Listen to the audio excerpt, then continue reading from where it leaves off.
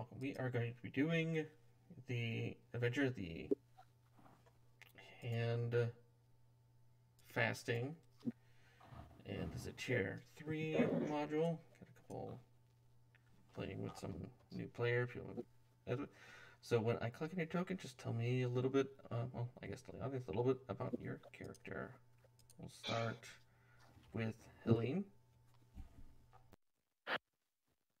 Sorry, I had myself muted. Helene is she appears to be a tiefling woman, though the only thing that determines her as a tiefling is the ebony horns that are coming out of her white hair, as well as the small crimson tail that's sneaking its way down her left leg, out the back of her rear, as well as a pair of crimson wings that are growing off of her back. She appears to be pretty heavily donned in armor, with a set of finely made dwarven plates. She is carrying on her side what looks to be a silver bat, with a handle of green, clearly infernal iron, for a grip. And she's carrying a large tower shield, upon which is inscribed with mithril. And Helene just smiled and nod as she as she arrives. Not sure where we are, but she mechanically she is an 8th level devotion paladin, 8th level lore bard.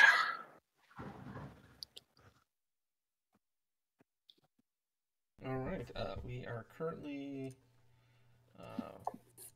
location-wise, I believe it is Thentia, on the city of Thentia, on the northern coast of the Moonsea. Yep. Alright, and then next, got Serenity. As some of you have already figured out, Serenity is a drow. She's fairly petite, with red eyes and silver hair. She's dressed in very stereotypical priest vestments, and on her shield is the holy symbol of a mater. She works as a medic on behalf of both her church and her faction, the Order of the Gauntlet. And mechanically, she is a life cleric 12. Alright, very cool. And then we'll go to Rufus.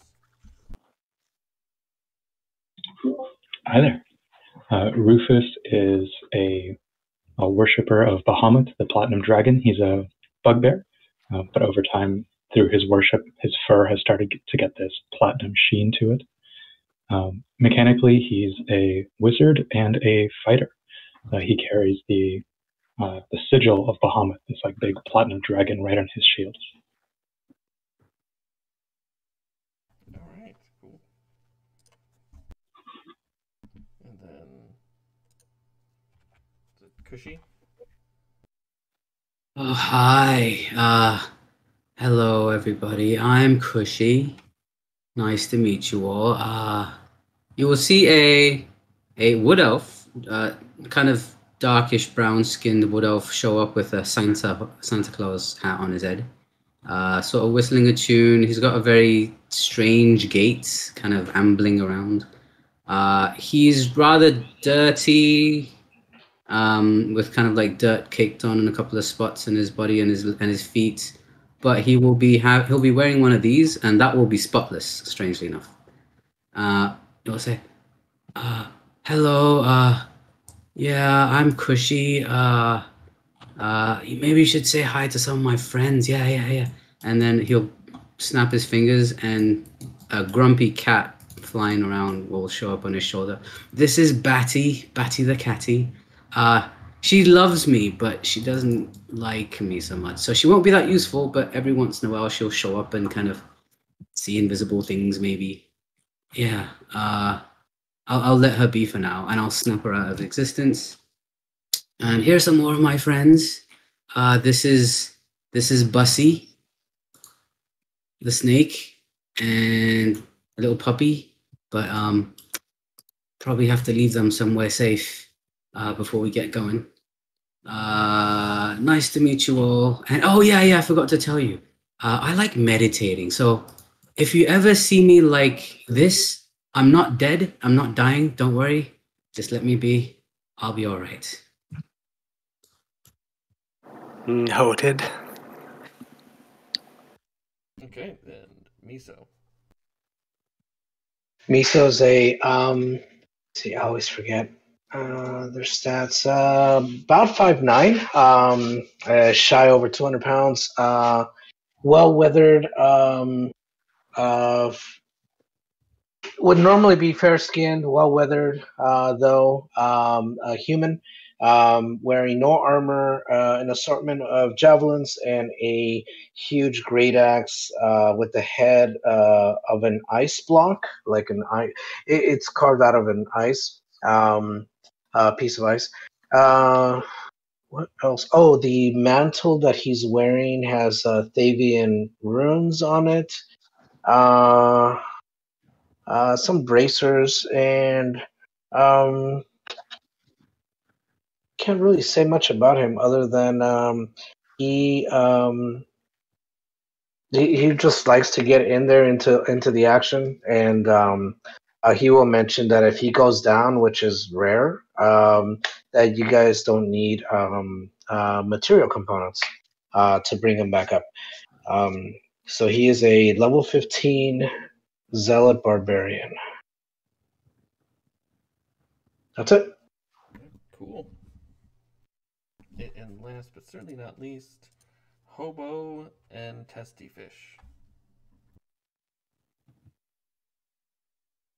Yeah, that's right. Put the camera on the real star here first. Yeah.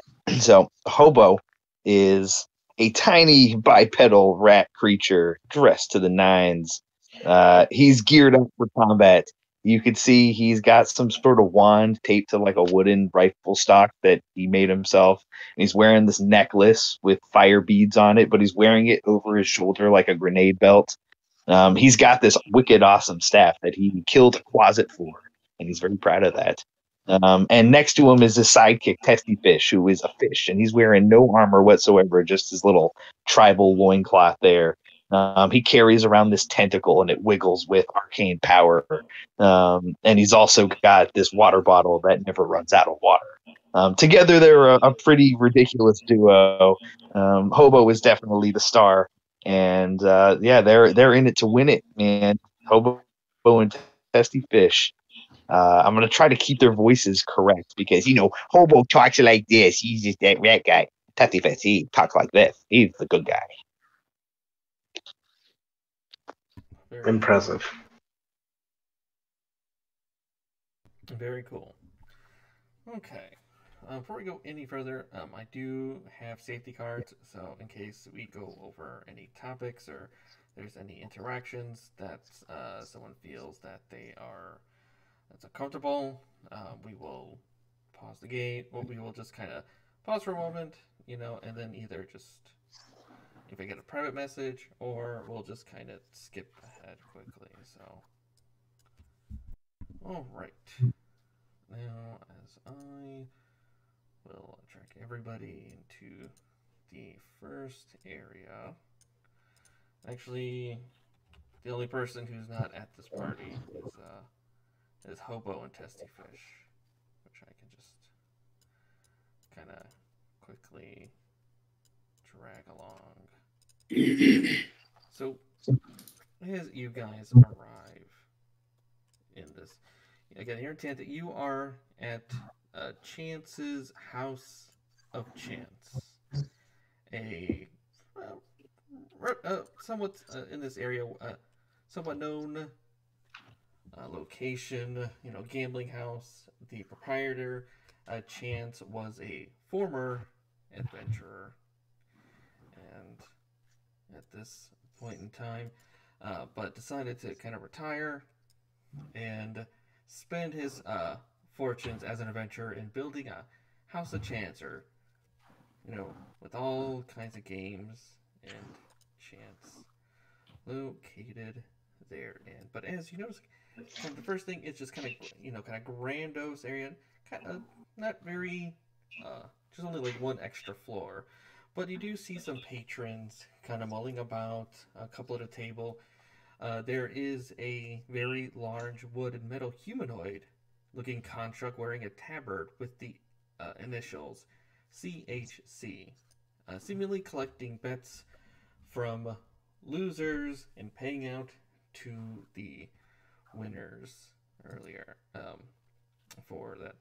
And as you all enter, you kind of see there's a visual upper floor, and you see kind of a well-dressed, well-funded individual kind of look at you all and kind of hand wave you all over.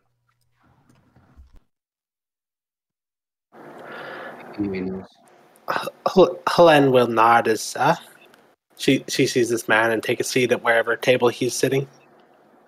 Yeah. Like I said, because the maps themselves aren't like appropriately sized, it's not going to be a big deal if it's not completely correct. We went straight to the first floor.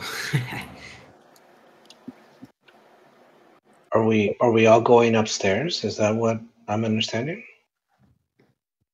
It very much looks that way. Was that where we're supposed to go? Yes, as you kind of enter, you do see someone making kind of eye contact with all of you and trying to wave you guys over.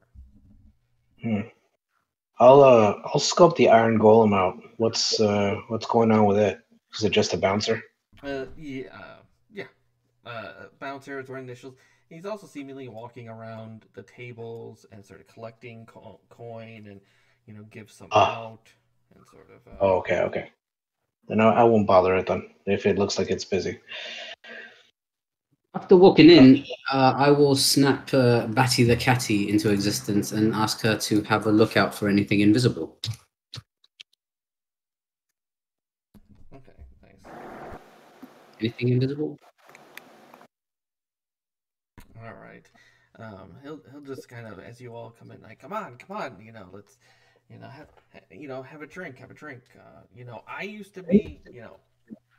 I used to be a part of the Northern Riders, adventuring them for over 2 years.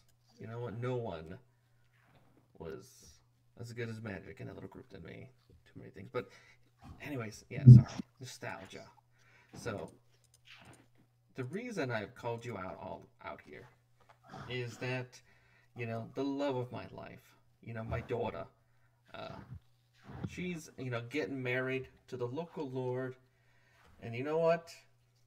Everything is just getting better. Life is great, But I have to say, in my illustrious past, I certainly got a lot of enemies, and the husband-to-be's family doesn't, it's not like they're a stranger to danger. But that's why I have you all here. I've been recently receiving threats, either on either child or just ruining the wedding, and I was hoping that if you all could hire you guys out, and then you could make sure that the bride and groom to be can make it through, all the better, and you can even all participate in the grand melee, which the prize is this beautiful emerald necklace, and it's hosted by the father-in-law. So I figured, you guys get fight the battles, you all get to name yourselves out here, you do a little security, and then hey, you might even win an extra prize on top of the gold for protecting my daughter and son-in-law. Sounds fantastic. I'll drink to their wedding. Congratulations! And I'll slur my words a little bit. Nice. Go ahead. Do you have any details on who's been sending you threats or what sort of past enemies you would expect to show up? Well, you guys can go ahead and give it an insight check.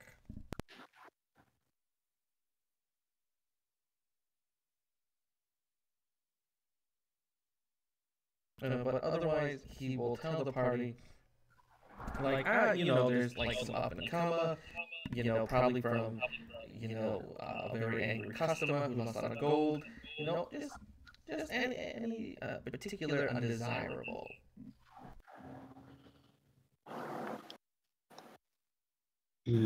Does this groom have any known enemies?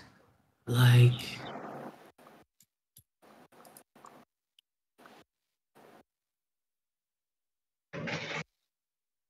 I'm sorry, what were you saying? I'll look at him like, does the groom have any like known enemies? You know? Not that I can think of, like local, maybe a local lore, them types though. They like to usually advertise, if they're when they're starting trouble. So, those will be should be easy to spot out. How about the bride? Well, it's my daughter, and just maybe an angry customer. Maybe someone looking into muscle into my business. Does she doesn't have a lot of exes? Well, I mean, I am a successful adventurer, and was able to, establish a very, well-made and established business such as this house. Have you ever started a feud with somebody long-lived that was able to escape? Yeah, no, I not really. If I did, I'd probably have you specifically go after them if I actually remember any. But usually, like us adventurers, we don't particularly like to leave people around after they cross paths with us.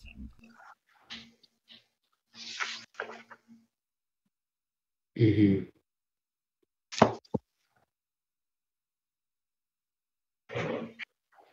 I'll look around at my fellow mate who was trying to say something earlier, but I said something at the same time. What were you saying, man? I forgot. Yeah, cheers. I'll drink some more. Here's to forgetting. Yeah.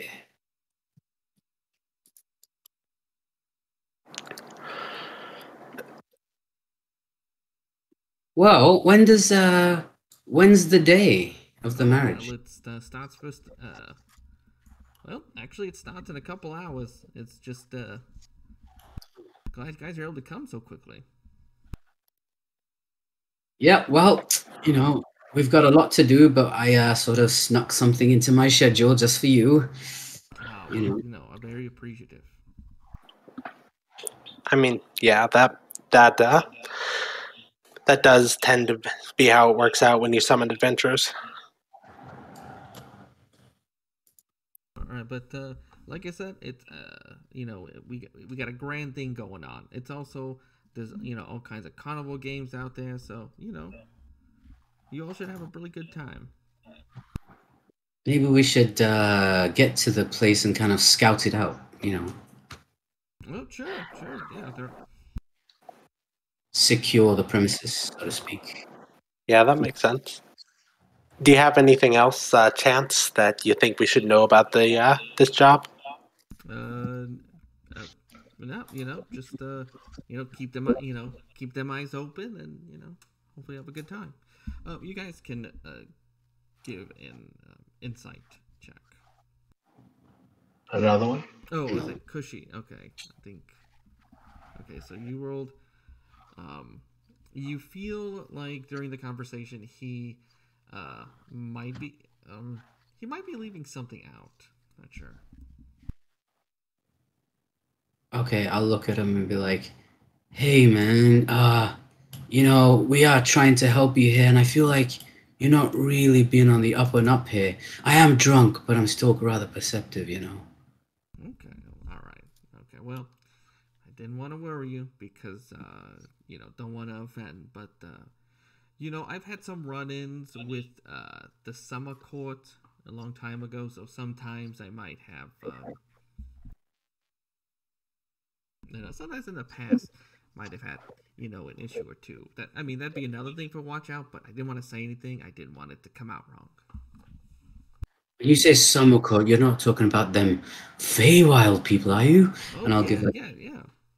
a mild Oh, no. Oh, is that bothersome for you? Well, they're kind of weird, aren't they?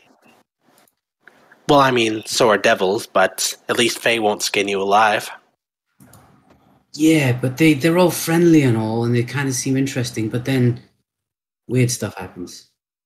No. At least the demons, they're trying to kill you. Well, sorry. Repeat that. Never mind. Oh, okay. But like I said, just I didn't want to insult my good help that just arrived. So yeah, you might have to be on the lookout for that too. But other than that,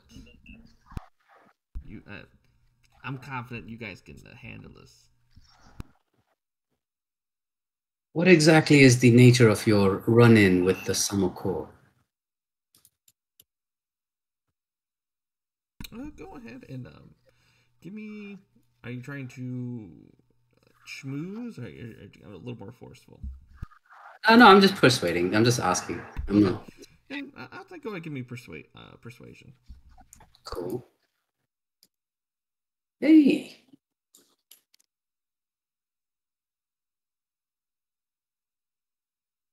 Okay. Very good. Okay, goes. All right. Well, I guess, for my daughter, I shouldn't get that. So, a very long time ago, in order to, get my mojo as good as I've had it, good as it was, I had to make, I had to make a good deal with the summer court, and they wanted something in return, which was my lovely daughter. They wanted her to wed a one of the kid. I was like, okay, got it, everything good, fine. But just haven't really been dealing with them, for years, ever since that first encounter. So, I would like to think that if they were really wanting my word, they come around more, but they haven't. So, I'm just kind of thinking at that point, they're not worried about it, or they might have forgotten about it. But there's a chance they might remember.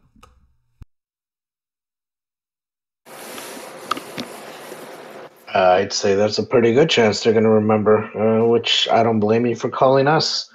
Because, that kind of thing, I don't expect them to just kind of forget about it.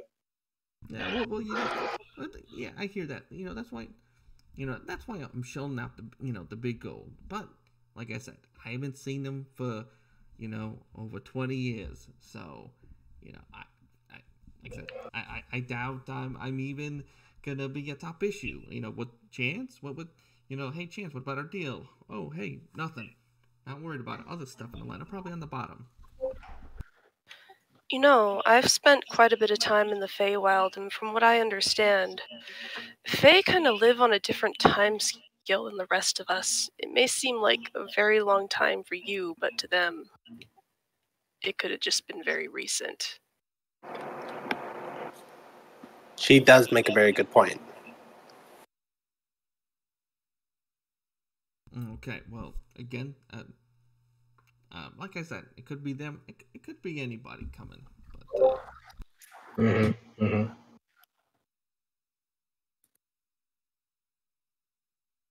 All right, fighting some fella from the summer court. Is that too much of a conflict of interest with anyone? Nah, fought summers hotter than that. Shouldn't be a problem. The only thing Hobo is interested in is money.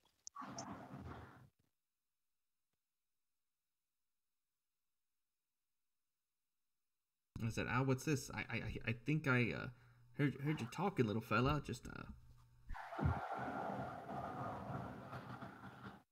The only thing Hobo's interested in is money.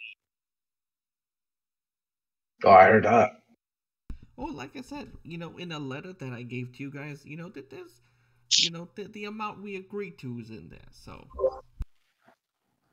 and as you can see from my illustrious business, I got you covered.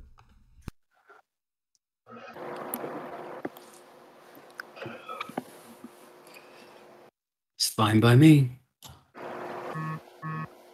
Mm-hmm.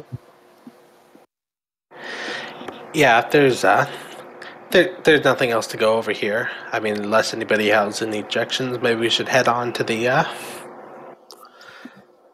staging ground of this whole thing.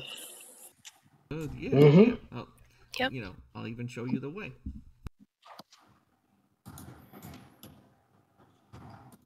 Let's go. Do we see any signs of like hand fasting or something somewhere?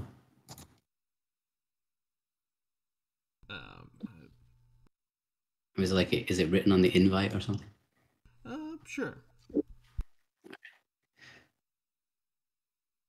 Khushi is just the whole time thinking to himself that this is like somebody's on a diet of eating only hands, and they are not eating hands for a day.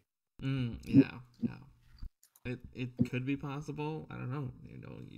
You've just seen them have entertainment. You haven't seen them eat yet, so who knows? Mm-hmm. All right, and there is another map I will bring you all to,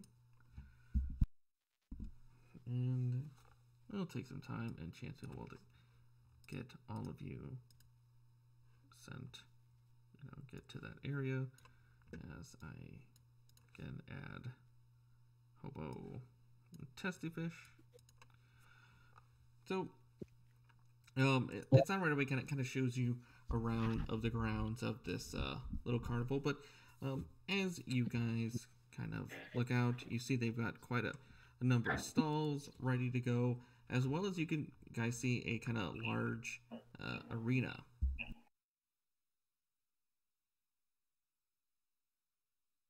Oh, that must be where the melee thing that he was talking about. Yep, this is it's pretty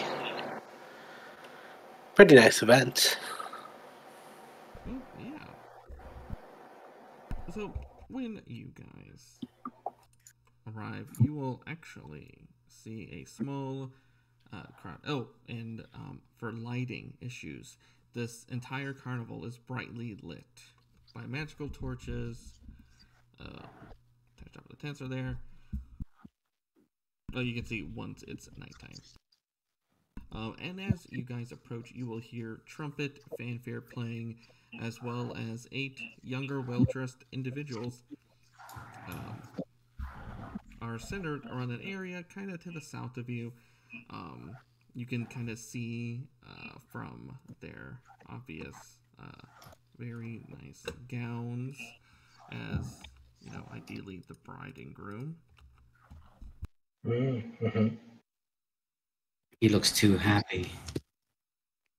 Oh yeah, they look very, pretty happy. And they're also surrounded by a couple of individuals of the group. Some look like, they're talking to them. Some kind of look older. There's one person there that's kind of in heavy armor, kind of keeping an eye. And it kind of, as it looks at you all, kind of gives you a nod.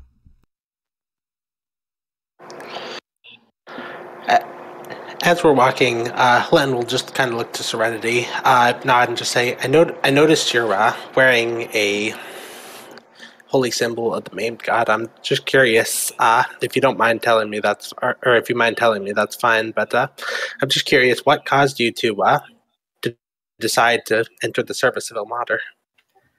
Well, I was actually abandoned on the surface as a young child and raised by a priest of Ilmater. Seemed like a natural choice. Helene nods. That does make sense. Khushi's just going to take out his short sword, kind of look at it, and be like, this doesn't seem like the place to set it on fire. I think people might freak out, and I'll just put it back.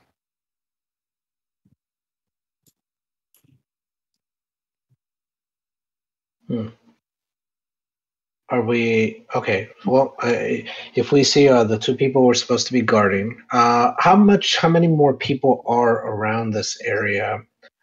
Is it elbow to elbow, or is there some breathing space? There is breathing space. Okay.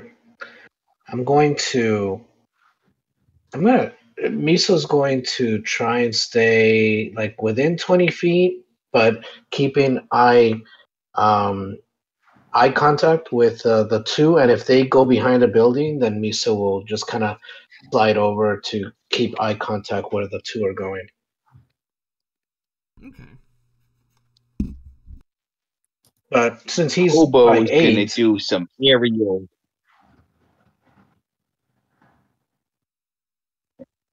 Hobo's gonna do some aerial reconnaissance. And test out this cool new jetpack that Testyfish gave him and his cloaking device. And Hobo's going to turn invisible and fly somewhere into the tent tops and just be a lookout. Okay. since Miso is by tent number 8, he's gonna check to see what is tent number 8. Oh, sure. Okay. Now, as you guys are, kind of checking out the different stalls, number 8, you see this middle-aged human, kind of, you kind of see him pointing to like two different people, as they dip their heads into a small barrel filled with water. And after kind of a little bit, you'll see someone kind of move their head and try to get, and they don't have anything. They see someone else move, and they have this something on a string that they got with their teeth.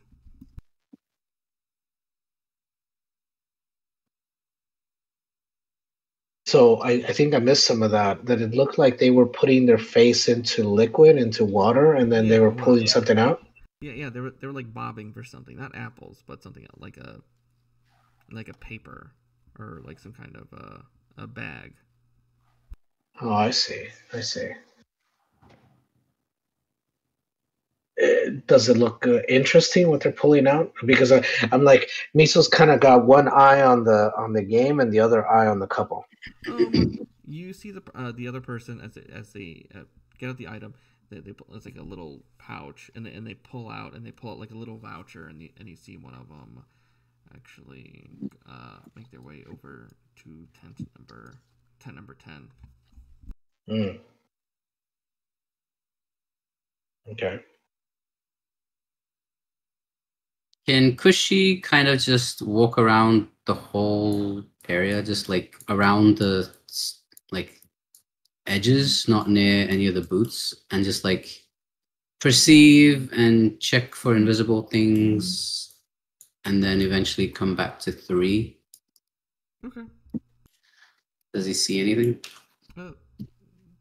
Are you just making once over, or are you just kind of taking your time?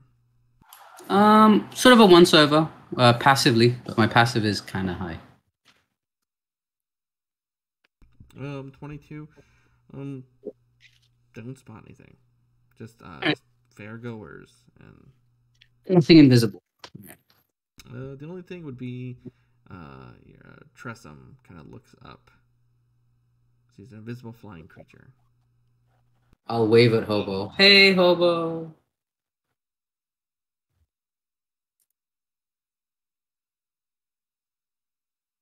Hobo gives you like the kill it in the neck motion. Like, don't blow my cover, idiot. Oh, whoops. I'll look at Tressum. I was like, don't look up. Don't look at him.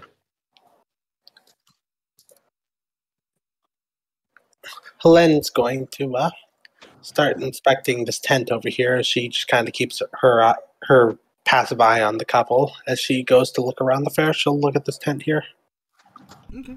You see a half or kind of burly. You see a kind of a blank. Looks kind of like on top of a barrel. It looks like there's like a net. There's like some kind of fabric in the middle. And he's like, arm wrestling. Who's stronger than Grug the Strong?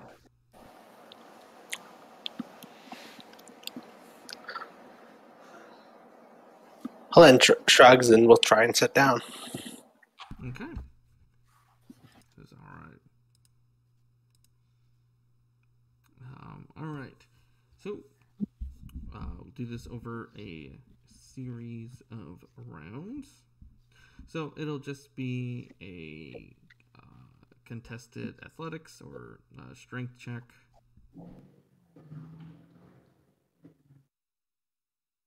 And what is your Constitution modifier? It is 6 or is +3. Okay, got one at +3. Okay.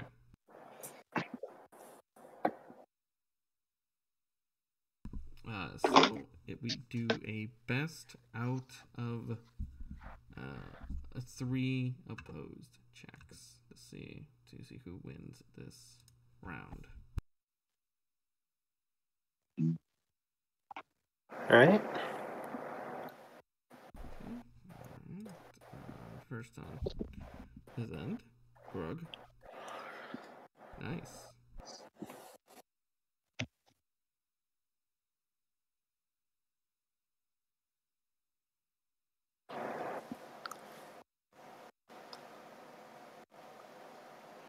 He gets me on the second one.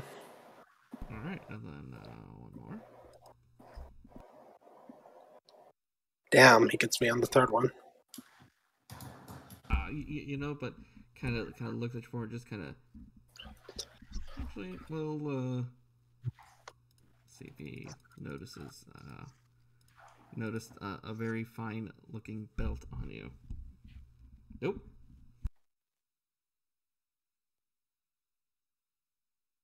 Kind of looks at you, just like, all right, like, you got good form.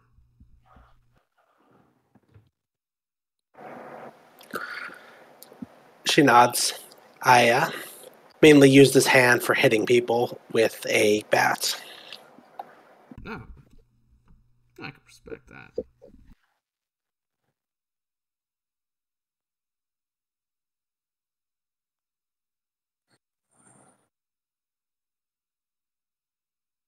But let's go with Serenity. What's Serenity doing? She would like to approach and speak to the couple. Okay. She would go up and introduce herself and say, my name is Serenity. Is this celebration for you two? Oh, they look at you like, yes, we married. She'll say, I think I saw you with my father earlier. Yes. I've been at a few parties recently, and I don't know if I totally know the ropes yet, but last time I learned that it's actually quite rude not to introduce yourself to the men and women of the hour, so I just wanted to come and say that I'm wishing you two happiness together. Oh, thank you. Thank you. They kind of nod, and then... Have you seen anything interesting so far at the party? They'll say, no, I've just been, we're just greeting all our families and the priest, who consecrated officiate our wedding. Sounds lovely. Well, I wish you your best on your special day. I'll say, thank you. I guess good luck. Hope it's a nice and boring night, or boring day for you. Thank you. Me too.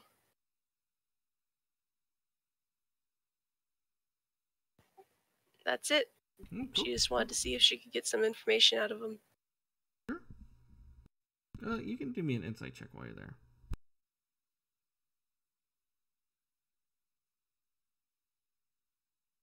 Okay. You can tell they were a little nervous. I think you kind of approaching and talking to them. You're not playing a character that doesn't understand like social mores or whatnot, do you? I mean, she's not the best at it. Okay. Give me like a history check. Okay, no, that's good.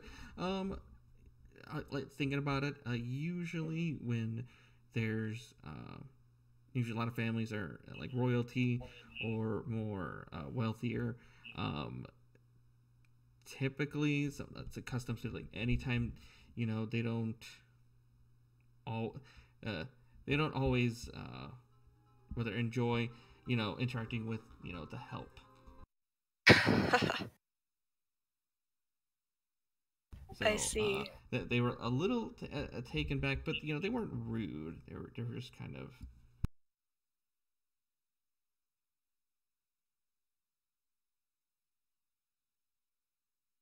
So that's it.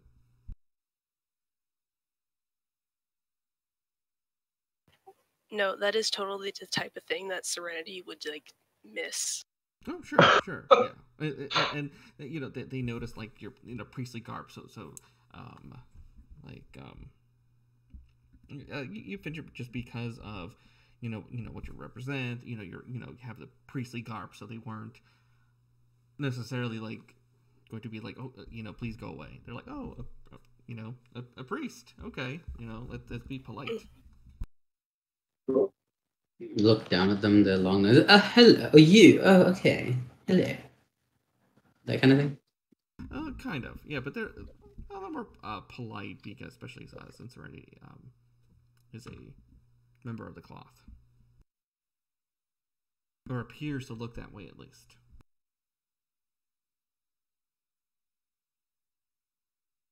But, Khushi, do you have anything else?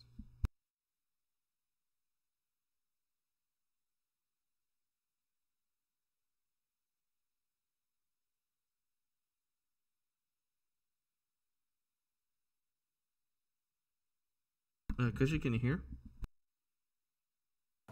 Yeah, sorry, did you say something? Yes, just, did you have anything else?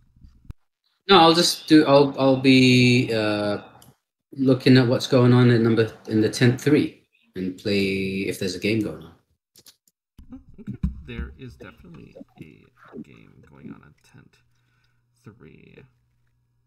Tent 3, you do see a middle-aged halfling woman has a bunch of 25 carved wooden ducks floats this circular channel of water, and then you will see kind of some younger like you see younger adults, and then you see a couple kids, like you see them try to pick one of the duckies, look at it, and then sigh and kind of put it back into the pond.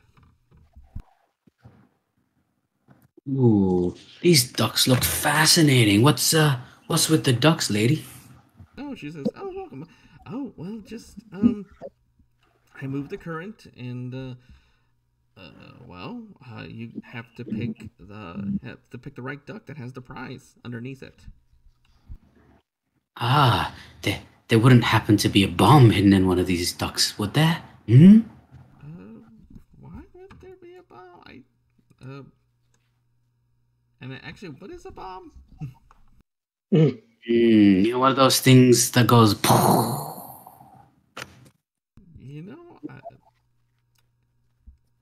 I'll kind of squint. I've seen, I've heard tales of wizards that can, throw little balls that just have explode. Yeah.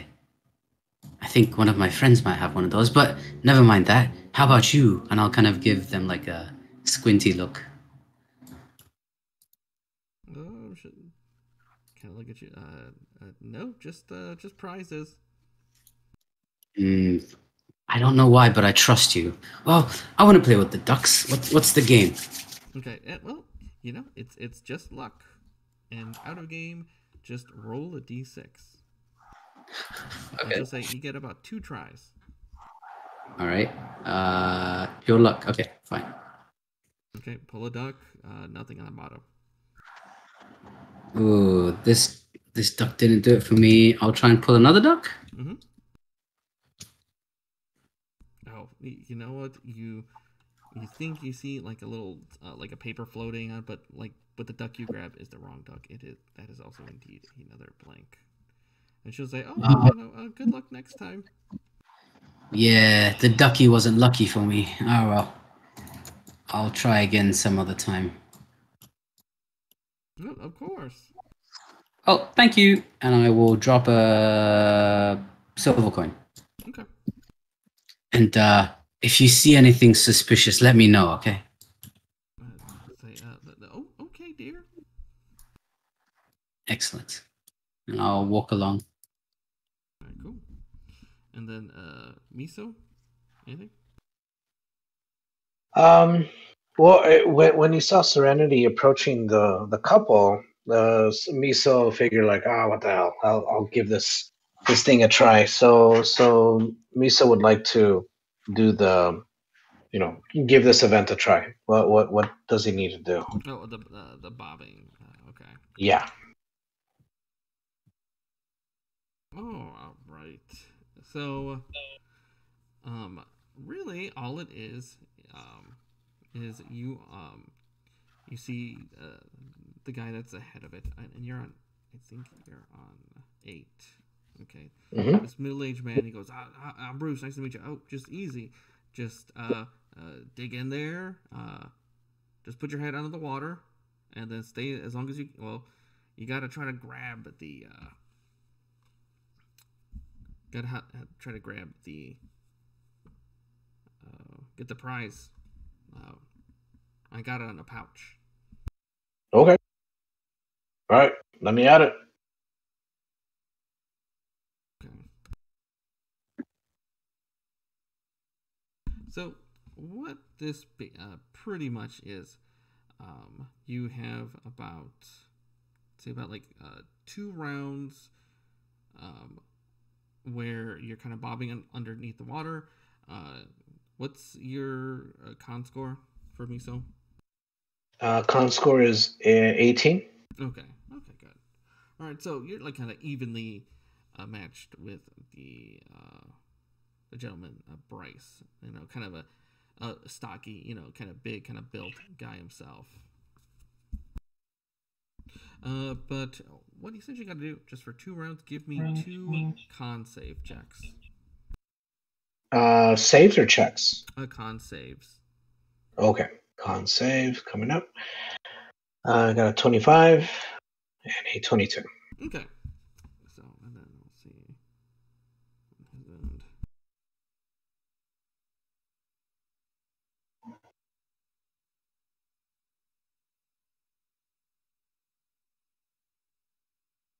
And okay, so after about a little bit of time, you both are in the water kind of for a while, but as you are digging in, teeth, latch onto something, able to pull out a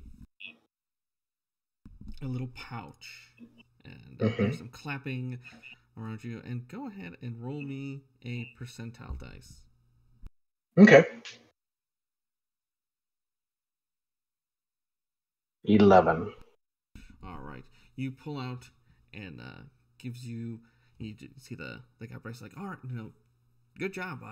If you go back to that blue tent over there, that they should be able to give you a voucher.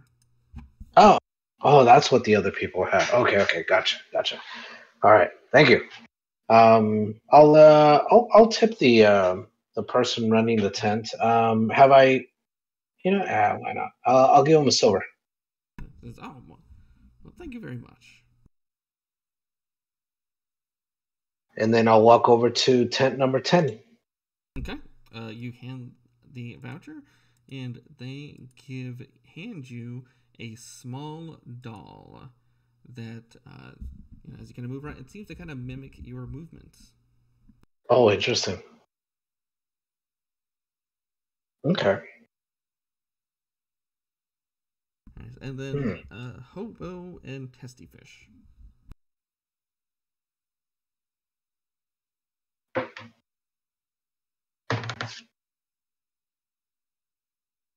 Okay, so I'm assuming that means Hobo and Testyfish are going to check out the third tent. Okay, sorry, I didn't realize I was muted. Yeah, he saw Khushi's game go down from his perch up there, and he just got a terribly brilliant idea. So he goes down to Testyfish, and he's like, "Hey, buddy, listen, I think the guy at tent number 3 over there is cheating, and I need you to check it out for me, and I'm going to go play." Like, all right, buddy, whatever you say, I trust you. So the two of them will approach, and Hobo will go first. He's like, "Excuse me, I would like to test my luck with the ducks, please, and thank you." And she's like, who's talking? As I think you're still invisible. Down here. Oh, sorry, it just didn't click the token thing.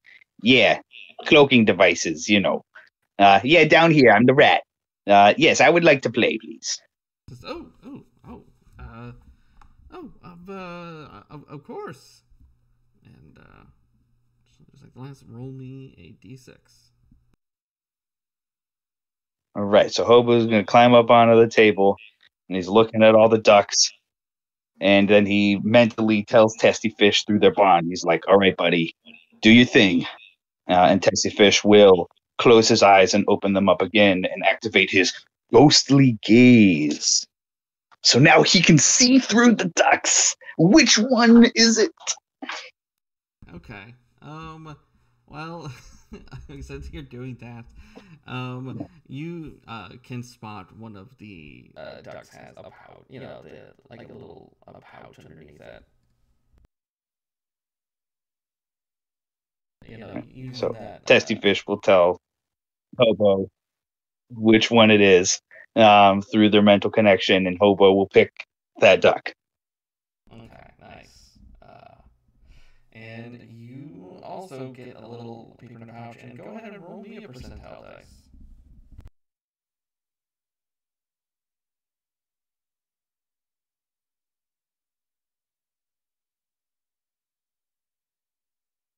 Okay, so you know, you go back to the number 10, and you get a prize. You get an hourglass in which the sands pour upward instead of downward. So Testyfish will say, "I don't know, buddy. I didn't see any cheating. Are you sure?" Hobo's like, maybe I misread the situation. Oh well, we got a cool souvenir about it.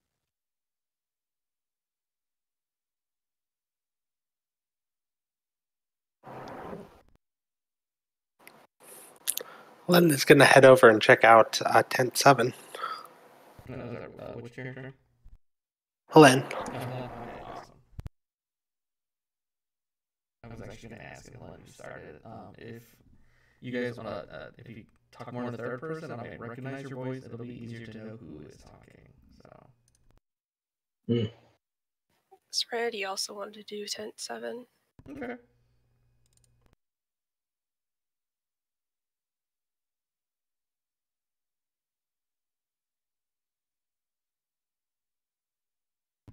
Tent 7, well, you see a little shooting gallery, and you see a middle-aged half-elf woman, kind of has little stands, got some short bows, and 3 arrows with blunted tips. And she's like, 2 out of 3, and you get a prize.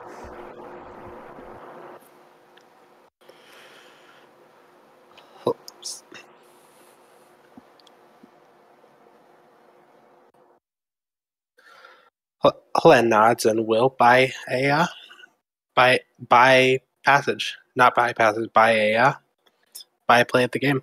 Okay, cool. All right.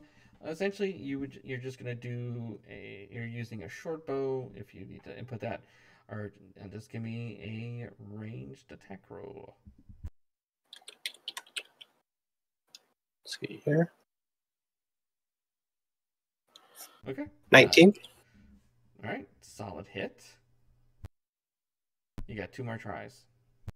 All right. Ooh, all right. Second hit. Second day looks at kind of looks at Helene and kind of nods and hands you a pouch. Good shooting. And Helen, if you can roll me a percentile as well. 98.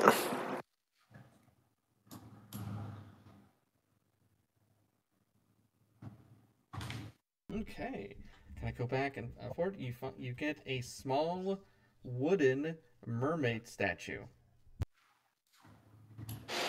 Helene looks at it and shrugs. Looks to Serenity. You want to play? I'll get you a play if you want me to. Oh, yes, that's very kind of you. Helene nods, and she will pay whatever coppers it costs to play. Sure. Okay. And yeah, just make some range attack rolls. They're using a short bow. One. Ooh, okay. On the third, you will get the prize. It's a little touch and go, but second shot. But you're able to also get a prize. Go ahead and roll a percentile, please.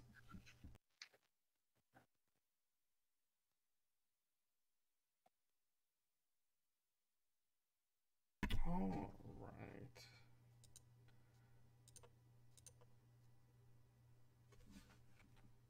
With that, you find a pocket mirror that reflects men as women and vice versa.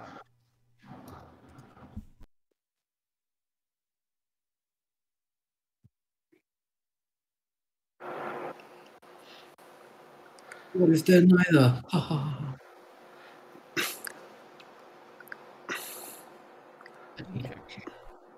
Khushi will look around for any game that kind of needs nimble hands, sort of thing. Oh, okay. Other than the ones that have already been played out. Sure.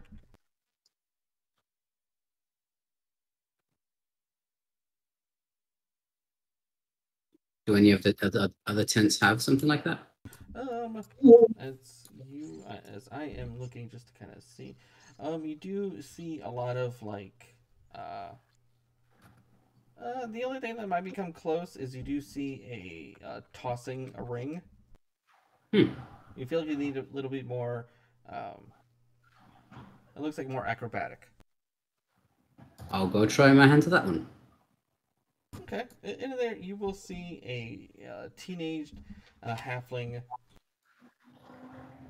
and she will have some.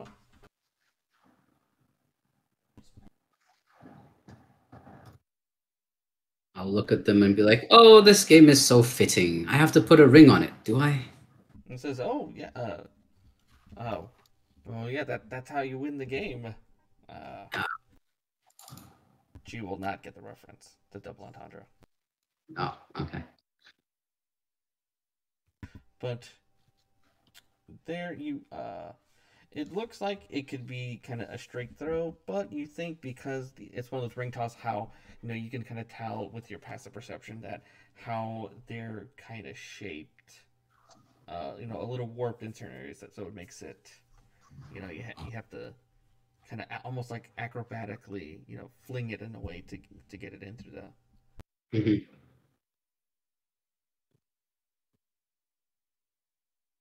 So if I can get acrobatics roll. Attempt this. Acrobatics. Boom. Oh. You think you almost get it, and then you see the kind of ring kind of bounces. And they give you another one. You could go again. All right. I will thank him for that, and I will try again. Boom. Ooh, no, this time, perfect. And you also may roll me a percentile. Sweet. I will look at the ring very pensively. I was like, maybe this is some indication that I'm going to get married twice. Oh, well.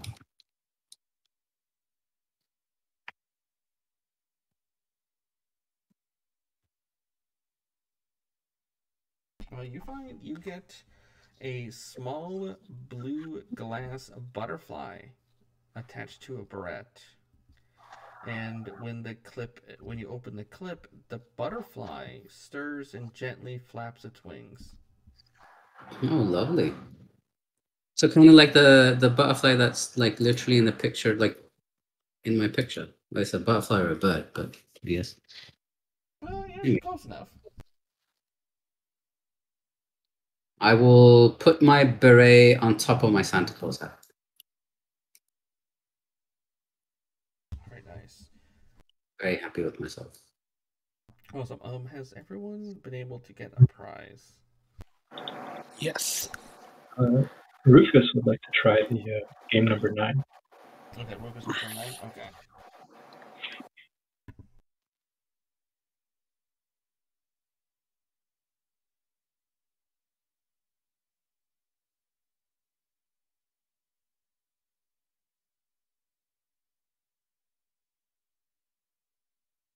With this one, actually, as you go to tent tonight, it's actually they just have they have mugs. It's a little tavern. You see this gnomish innkeeper and two human women, like children, just kind of offer you guys food and drink.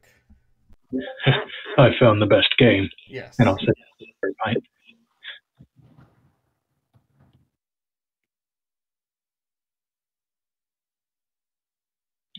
Yeah, and Rufus will enjoy his time at the little tavern here. Okay.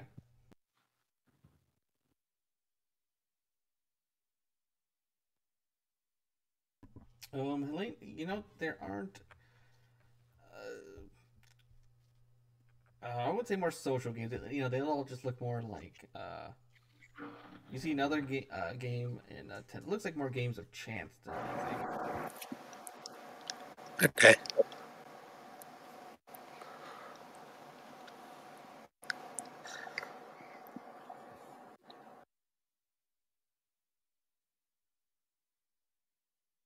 Okay, and Helene, did you want to try out the other game of chance? Hey, why not? Okay. As you go to that stall, go ahead.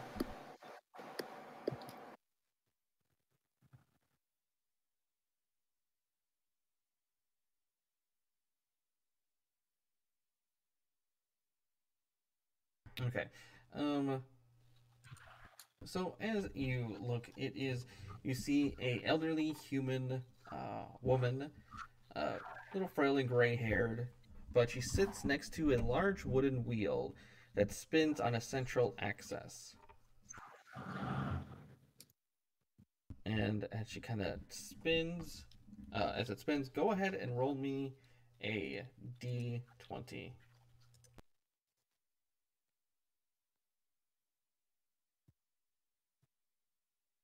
Not 20. Okay. You actually win a prize voucher. Go ahead and roll me a percentile. 39.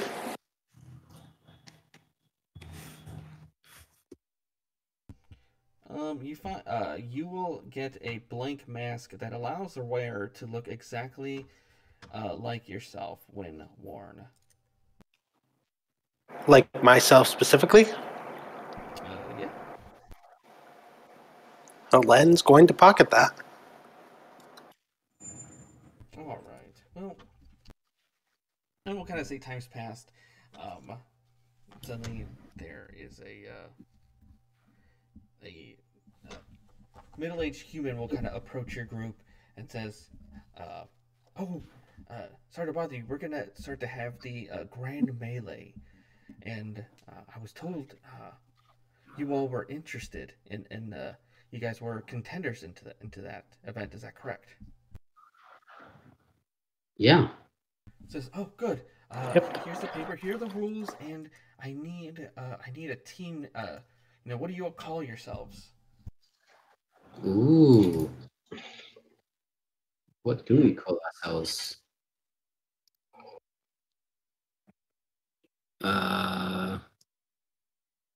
Sure. Fishbowl. Fishbowl sounds good. The fishbowl. All right. And as it gives you a paper, I'm going to show it to you all because there are rules for this grand melee. No lethal damage. Leather or studded armor only. Only wooden sparring weapons are allowed. No spell casting prior to the start of the match.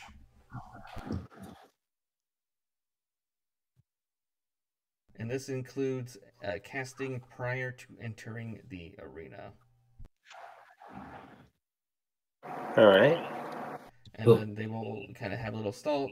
They'll tell in this note that it'll kind of point to an area where you can kind of store your gear to make sure it's secure. And assessing your stored gear after the match begins will result in forfeit. Well, do we get the sense that when they say no spell casting ahead of time, if we've already got stuff on us, it doesn't matter? Because you mentioned that yes, they'll want you to take it off. no, I won't mention it to them. But in my head, I'll be like, they don't know. We're not casting spells ahead of time in front of them, so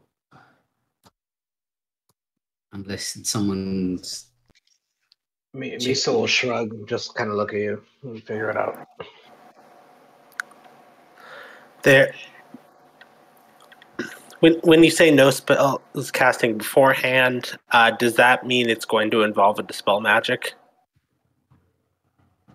If they detect the magic, they'll want you to, shut off the magic that's on you. Okay. Can't exactly shut it off, though.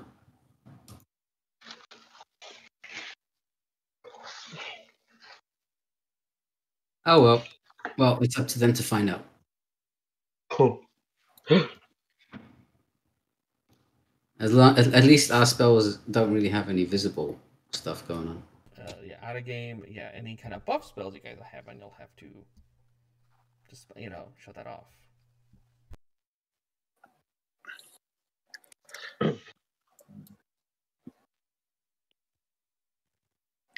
Does that include Helene's? Well, Hobo is not going to relinquish. That Hobo is not relinquishing his points, so he'll just sit out. Actually, do your hit points count as magical? The temporary hit points. Yes. Really? So, DM out of character, would Helene's... I'm not sure how to phrase it, but would Helene's condition be considered one of the things we'd have to remove? No. So okay. So story. If you have plot flavor, no, they won't have an issue with that. Out of game, this is also the players who the module write it. Just anyone who has the buff spells, we're loading themselves up. They'll just be like, no, you got to shut that off because. All right. Fairness for the other side that will not have, probably not have those spells. So it's an even combat. But you can't shut it off, though. Yeah, you can. You just, if you're concentrating, you just don't concentrate anymore. So concentration. 8 is not concentration, nor is water breathing, nor is telepathy. Those can all be dispelled. So that there's a way, if you want to get rid of them, there's a way to get rid of them. Otherwise, see what happens. They would, ask you to get rid of them, or they'll have a wizard. They'll have a generic dispel magic. But again, that's kind of the rules to enter the melee. I think I'll just stay out, actually. Okay, I don't know. Oh, Miso's excited. So. I don't know who stayed out. If you say a name, that could help me visualize who's staying out. Khushi. Miso's excited. He'll put his stuff away where they want them to put the stuff, and he'll go for the nearest great club that they have. Okay, cool. I guess, okay. Did they say that they do have someone who could dispel it? Yeah, they can have someone dispel it, yeah.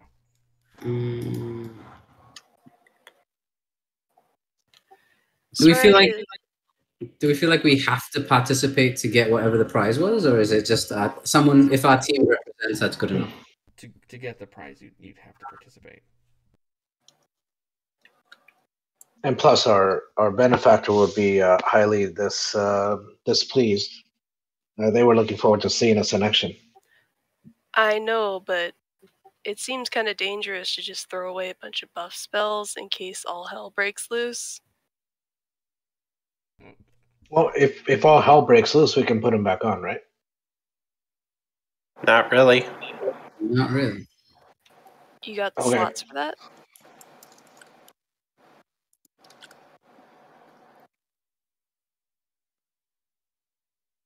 Yeah. Miso's done talking here. You guys can figure out your stuff. Yeah. Awesome. Wait, I think a fire engine went right past my window when you replied, but you said that if to get whatever the prize is, does it look like as long as our team represents is good enough, or we all like?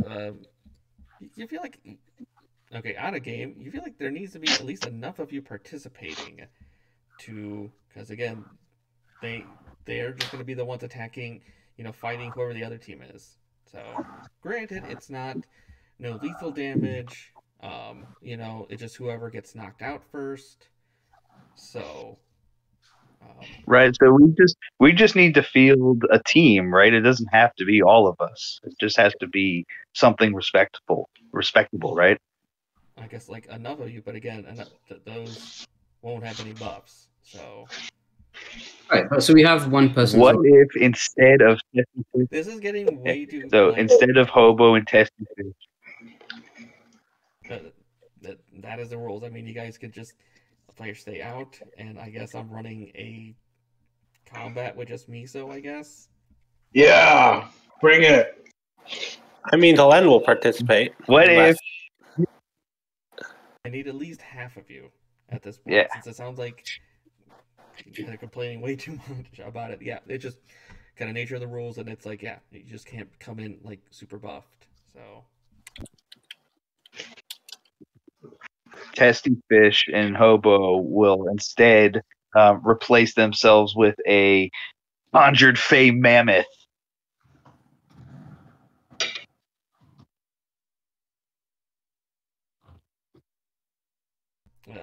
Is willing to bring forth a creature from the Feywild to fight in their place.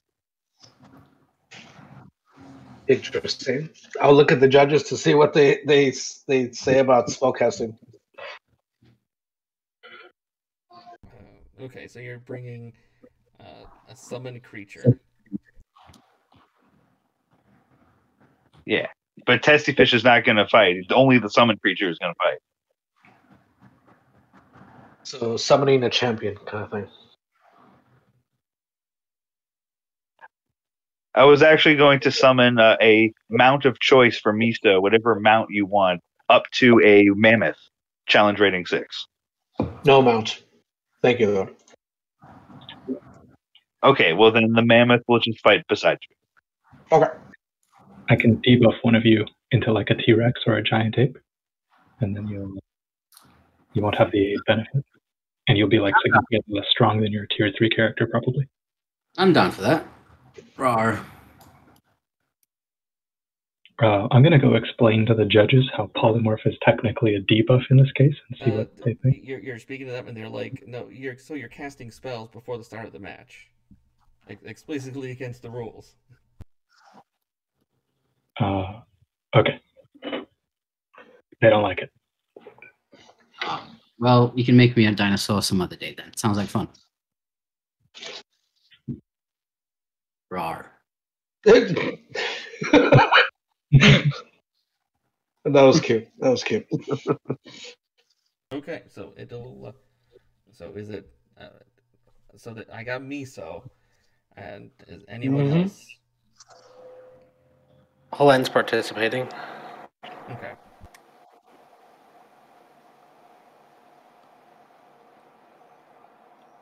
We need a Karen. We need to talk to the manager. No mammoth. Yeah, they said it's a spell casting, unless you got a way to not cast it as a spell.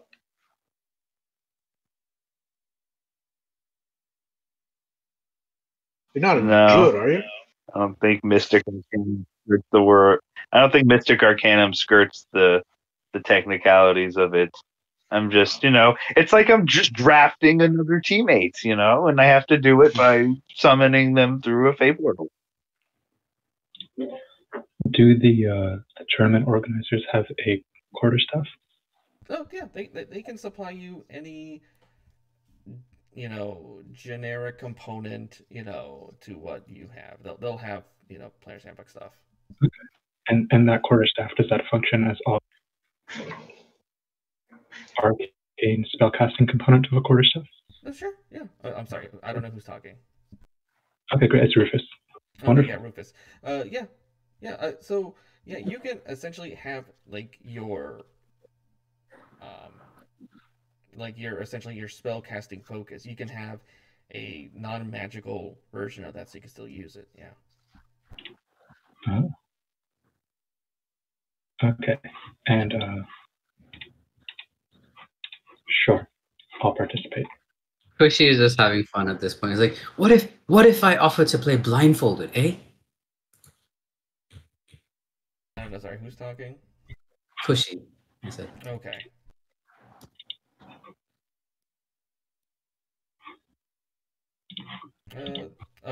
For the spellcasting, no, they seem kind of perturbed that there's so much noise about I need these spells on me.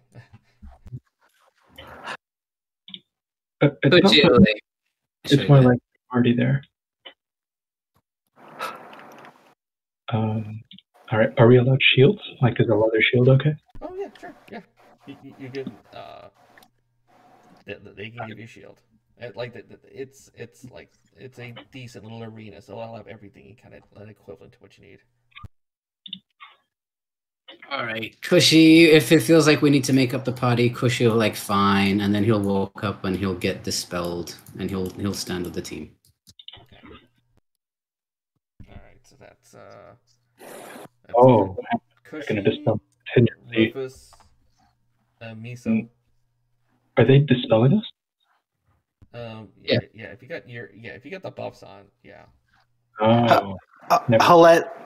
Helene will say, "Yeah, I can get rid of my buffs, but aside from the buffs that I was given recently, I cannot be dispelled, or bad things will happen." Okay, again, how to gain the story wise. Yeah, that. Yeah. Okay. Yeah. Role playing stuff. No, that's I'll consider that like plot magic, and yeah, that's not getting dispelled. They just see look, I guess out of game. Look at this buff right there. You can't really have that. It's not fair.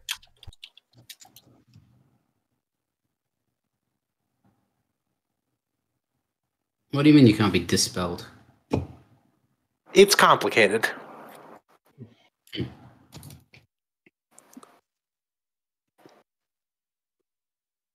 All right. Can I get my combatants to just line up here? I'm gonna put you in a different map, but I just need to see who's actually okay.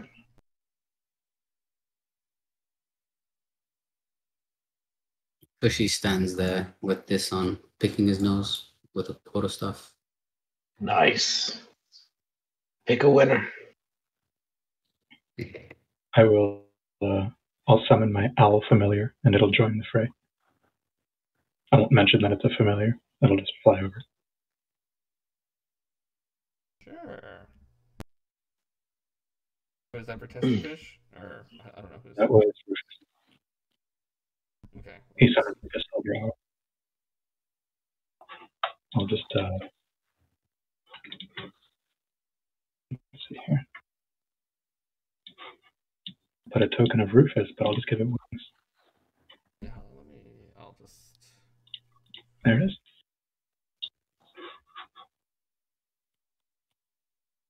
I was gonna say, it's probably better if I just have the cover where you got your hit points and whatnot on it, so...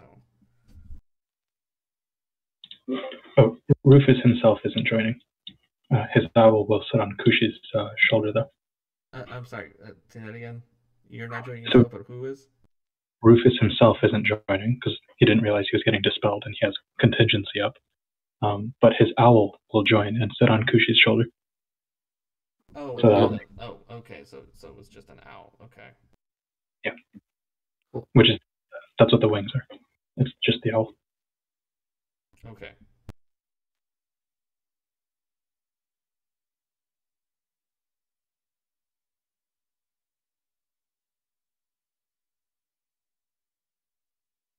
You got some birdseed on me.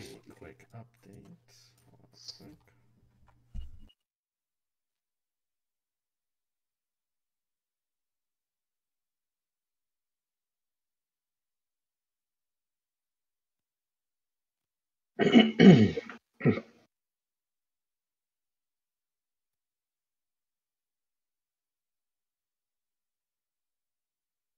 All right, as we jump to the map, you will be introduced by your team's name, the Fishbowl. I believe that was the name. Yep. Okay. So the Fishbowl, and then you'll get some applause. There's the break kind of took a while, but By the way, the rules, right? What is the win condition? Okay, continues until one team is incapacitated or surrenders. Okay. So pushing people outside the ring doesn't count. no. Okay. And they will say, ladies and gentlemen, as an announcer will come out, ladies, I present your next bout. Two fierce teams competing for the opportunity to advance in this tournament. Perhaps one of them will ultimately prove victorious and be awarded the title of Grand Melee Champion, and be awarded the title and receive the magical shield donated by the esteemed Lord Cash Larden himself. And on the east side of the arena, I present the Shattered Shields. On the west coast of the arena, their erstwhile competitors, the Fishbowl. You'll hear some laughing.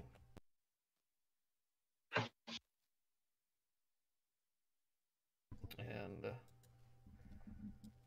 I'll say, challengers, greet each other, and well, let us roll for initiative.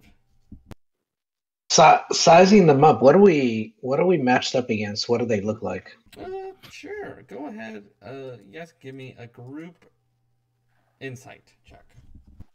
Group insight. Okay. Or just an insight. Just all of you try. Just...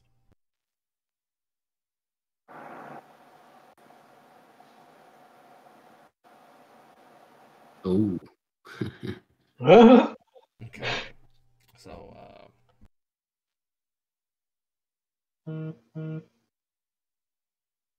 that you see a heavily armored. Well, not heavily armored. They are in leather, studded leather armor. Mm-hmm.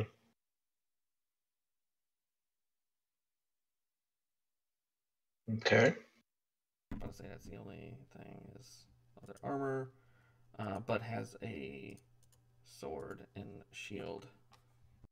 Oh, is that sword wooden? Yes. Oh, okay. They look like they are playing fair. And then you see an archer has some blunted arrows, but it is a Goliath.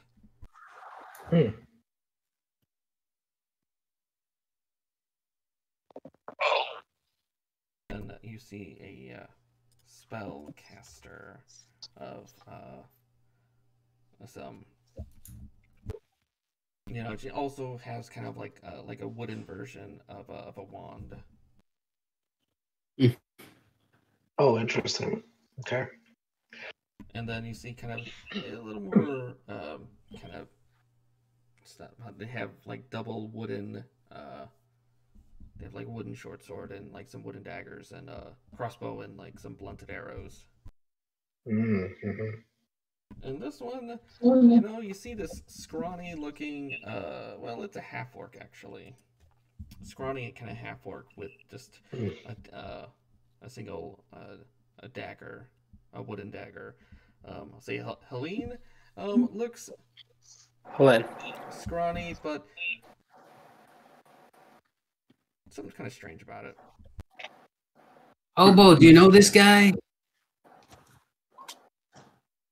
Yeah, the half orc. Never met this guy in my life. There can only be one bipedal rat creature in this story. What? Do we have ourselves a Highlander situation here? What's going on? I guess so.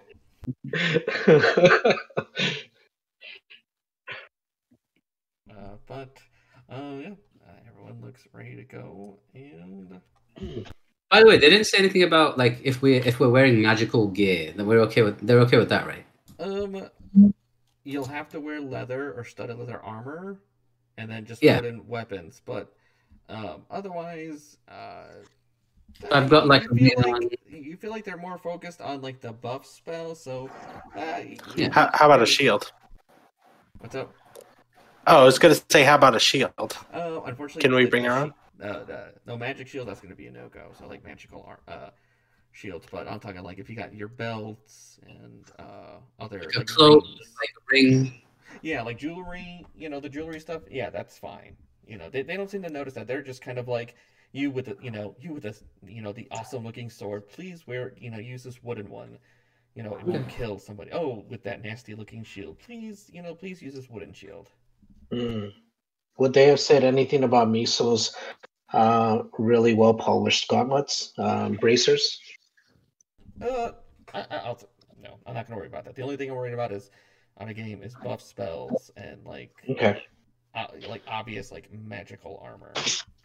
Gotcha. Can't do anything about the barbarian because it's a class feature. So they just they don't seem to okay, cool. Yeah, unarmored. Yeah.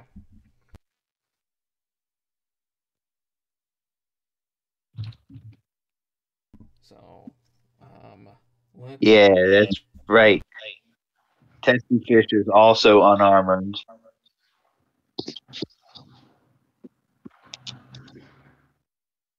Oh, I think we still have our temp HP because that's not considered a spell when the fish cast it.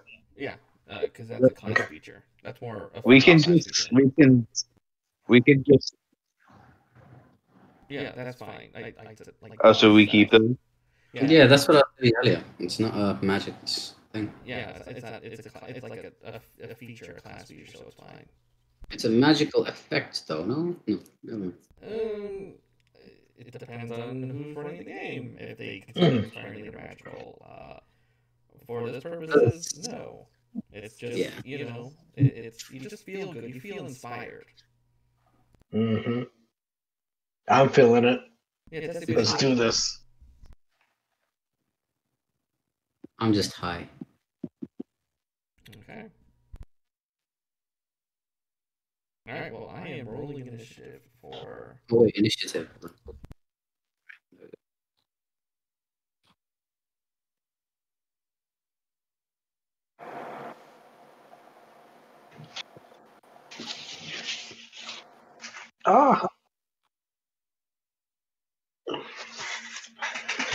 So high.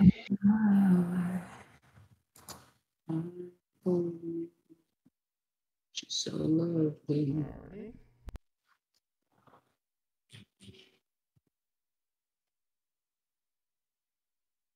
All right. Those guys are fast. Yeah. Testyfish is faster than. Yeah. Tanner, the archer, will actually target. Well, sees a bird flying around, and will try to shoot it.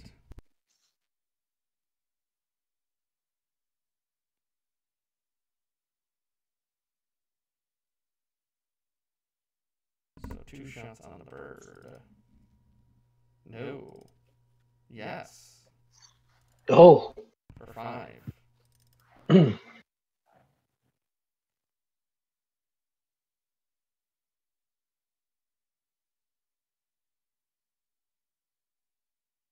I'll move there and goes to the Testyfish. Right. You definitely see out in the stands Hobo with a bucket of popcorn. He's like, "Yeah, guys, you can do it." Testyfish is going to hold out his new wooden wand and cast a spell. He's going to target everybody but Tasra and attempt to cast a hold person on all of them. Okay.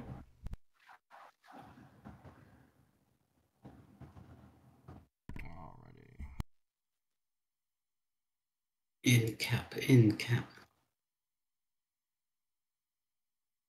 AC 18.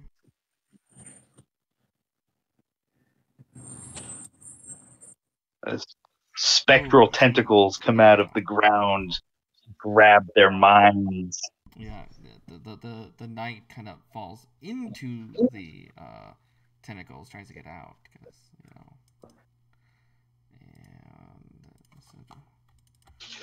and the one wizard.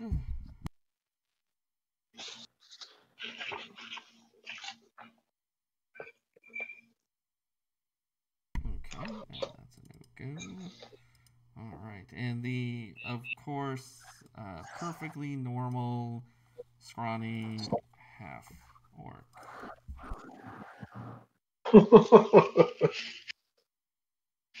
Oh no, the perfectly scrawny half-orc also cannot move. And last but not least, If that's actually a were rat, then it's not affected by the spell. Oh, it's not affected by the spell? Yeah, it can only target humanoids. Okay. Oh no, it's a humanoid. Oh.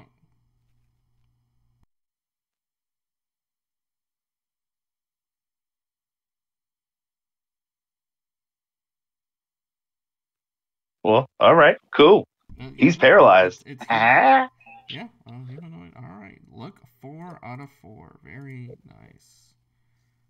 And which one was not targeted? Tazra, the archer, the one who attacked first. Got it. Put a nope sign over them.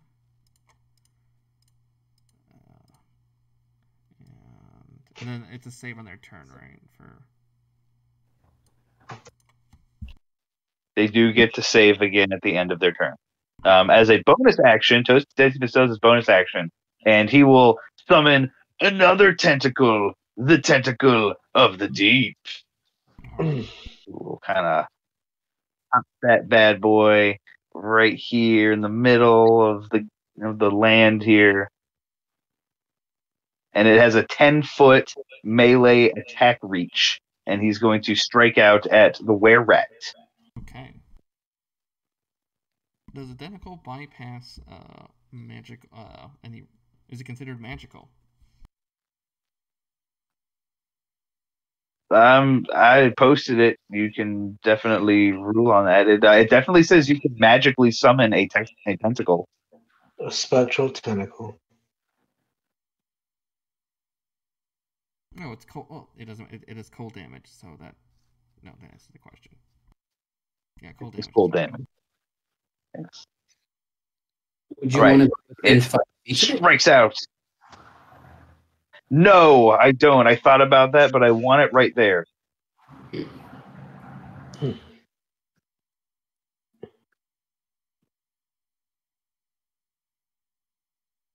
no, it can't move closer now that it's paralyzed.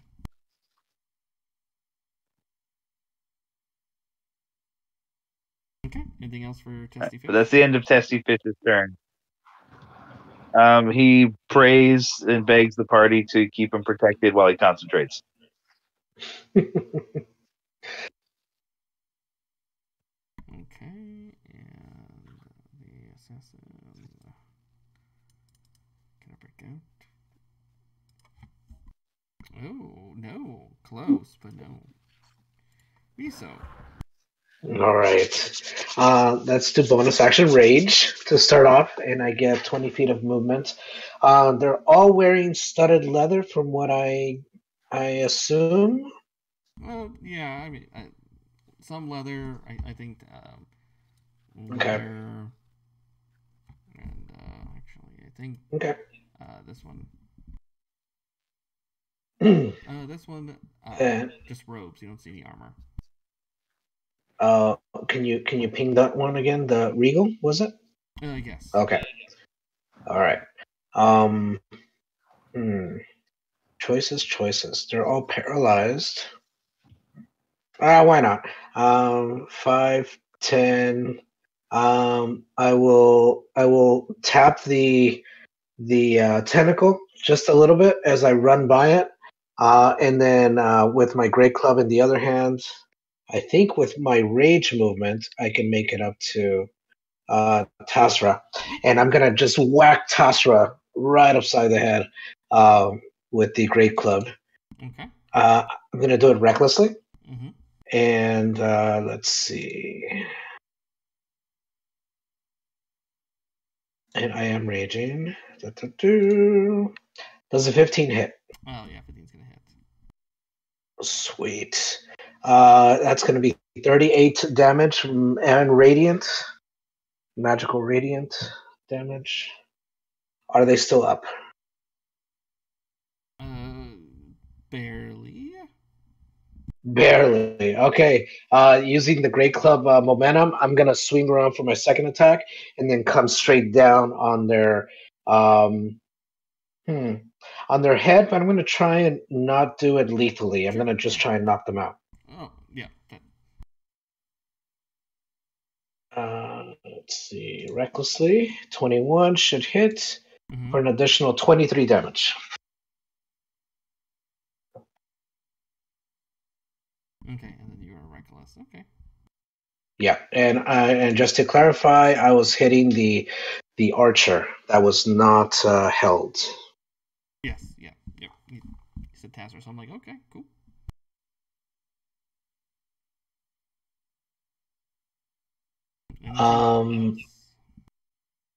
Yeah, so now my proper movement, I'm going to get right by Regal and then try and, like, I don't know, passively intimidate Regal as they're being held that they're next. And I'm just hissing and just like my teeth are clenching, and that is my turn. Okay. Since you did walk away, you know what? Not sure let you go. Helene. All right, Helene is going to. Let's see here. Yeah, I'll try and hit. Bullion here. As I look to him and I say, "You and me, we can do it right now." And I am going to cast Compel Duel on him, DC 20. On Boolan? Okay. Mm-hmm.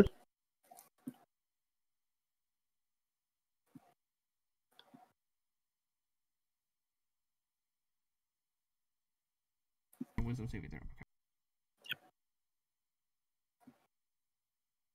Okay. All right. He is compelled to duel me, and I am going to hit him with a longsword. Okay.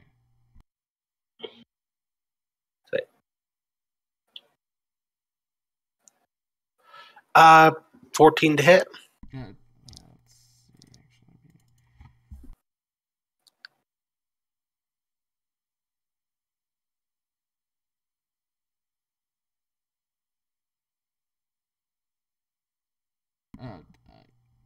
yeah, just hits. Oh, sorry. Were these guys hypnotic patterned? No, they were or something? Held. Hold person. Okay. Then yes, that would be a 22 to hit. Sorry, for 15 slashing and plus an extra D8.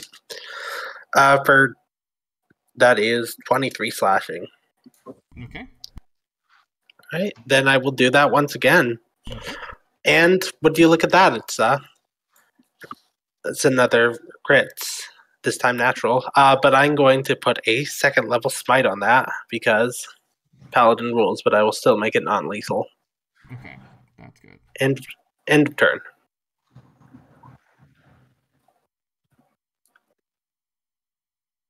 Wait. That's fine. No, you can make it non-lethal. It's part of the melee. Yep, and any melee attack doesn't matter where it comes from. Mm-hmm. Yeah, and so I'm ruling that force damage and lightning, I'll allow it to be like a non-lethal. Just use more real world, but yeah, like I'm shooting with acid. Non-lethally, that's not gonna cut it. No, with the radiant, it's fine. It's I'm not too worried about. It's like a smite. but it doesn't matter.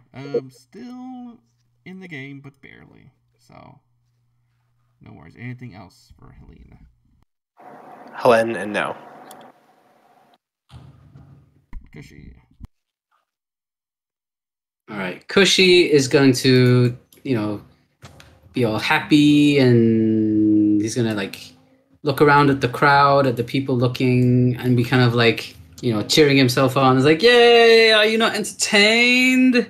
Isn't this so much fun?" And he's gonna be just looking away and walking around slowly, and kind of just ambling up in a weird way to Tasra, and it's like, and he is going to try and sneak Tasra. Tasra. I'm going to take my quarterstaff and poke her in the midriff. Alrighty. Poke. Hit. And that will be that damage. And I would like her to give me a con save, please. Okay. I'll hit her right in the giblets. Oh, some kind of stunning strike. Okay. DC 16. All right.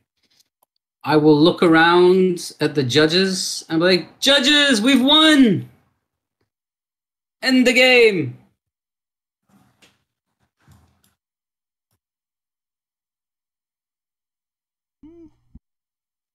I think you should call the game, my friends. This game is over, according to your rules. And hit, and they kind of look. For a moment, everyone kind of pauses. They sort of wait for those. Well, actually, the round goes, because everyone just kind of frozen. So. Well, it's still my turn if they don't call the game. They don't, because other people haven't. It's still the first round. Other people haven't acted yet, so. But they're all incapacitated. DM made the call. Let's go with that. Is that what they're saying? They're ignoring that part for now? Just for dude, it's literally 6 seconds. Gotcha. All right, then I will just smack Tasra again. I'll look at the judges and just smack her again. Boom. 1 accuracy, and I will smack again. No sneak on this one. 12 more. And then I will just look around at the crowd. Actually, I get another action, don't I? Yeah, I'll smack her again.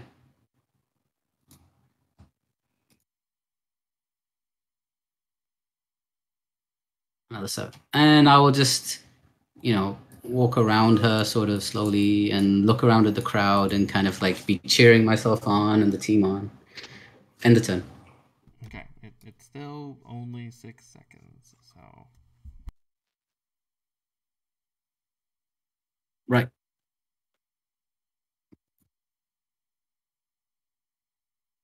Alright, so.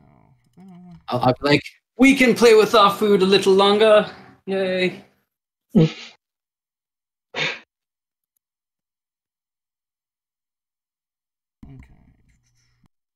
Wisdom save, right? For hold.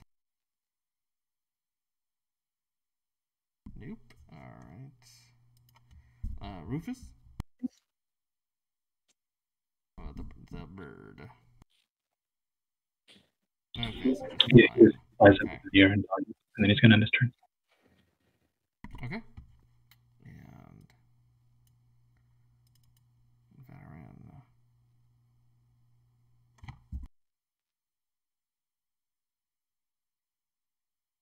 And veteran. No.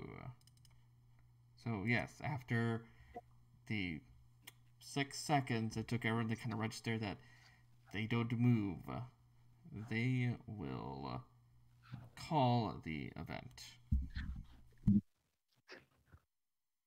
As they've never seen that before. I was gonna say, can I just drop concentration and let Miso go to town on them? I was already kind of ending the combat, so. That's fine. Yeah, let's just go with it.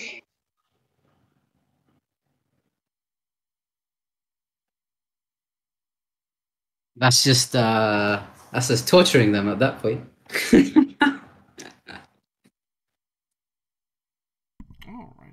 so let me go back to the map.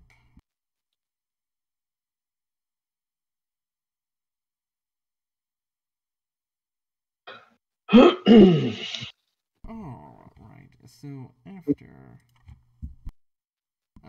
that setting round, you got a surprise. It takes a minute, but you get the round of kind of roaring round of applause. Is this best 2 out of 3? Oh no, they'll like call what? it that they're that the fight is over. You guys have advanced. Awesome. Oh, okay. So there's a bracket thing going. Okay. Mm-hmm. You guys will have essentially able to have like a short rest in between. So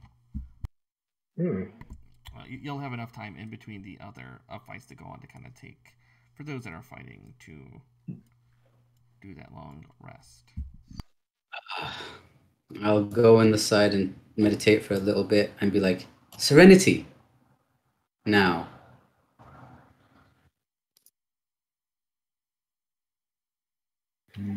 What is it? Serenity. Now. Yeah, I get the feeling you're trying to make a reference, and You're like, yeah, all right. That's like a thing, right? People chant Serenity now. Serenity now. Am I mistaken? I think people just call for it when they're meditating, right? It just happens to be that your name is Serenity. Yeah. I guess after the sixth time, it's like, oh, he's not talking to me. let's see.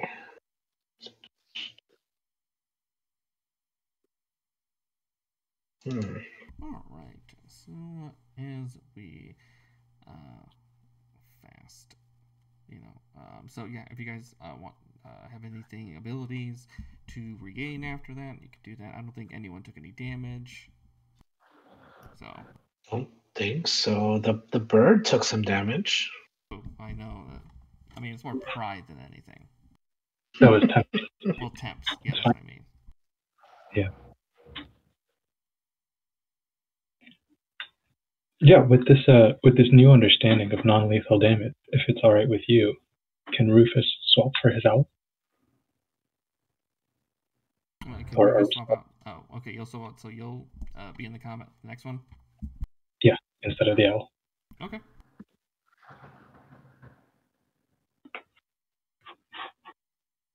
Yeah, I know sometimes the non-combat rules, it depends on each kind of DM, but I've always. Yeah, totally. I should have definitely clarified before making assumptions. That's my bad. Yeah. It's only melee, and I always initially did lightning because I'm thinking like tasing. You get tased, so it doesn't necessarily kill you unless they put more into you. So. And force, it's just kinetic energy. So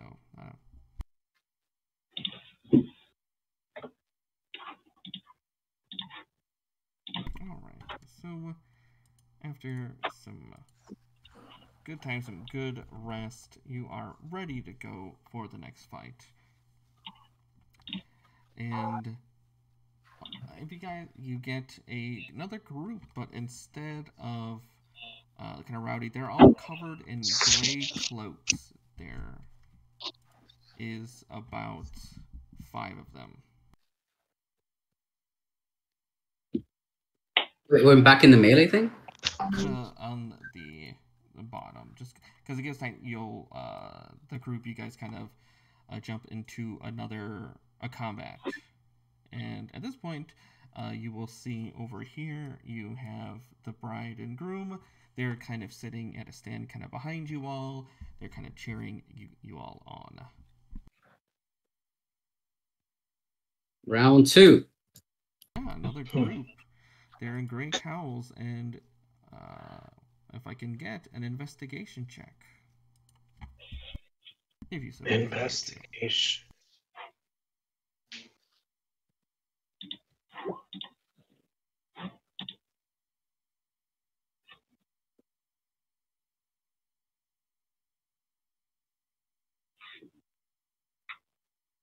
Okay. So Miso and Rufus.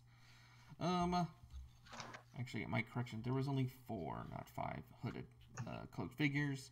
Miso, you see, as they're wearing these long gray robes, it's hard to see, who it is. You just see one medium-sized person and 3 smaller-sized. And for Rufus, you have heard, you think you heard something about a powerful adventuring party. You figure there might be some kind of adventuring party that are trying to remain anonymous, and you realize that this is their first fight.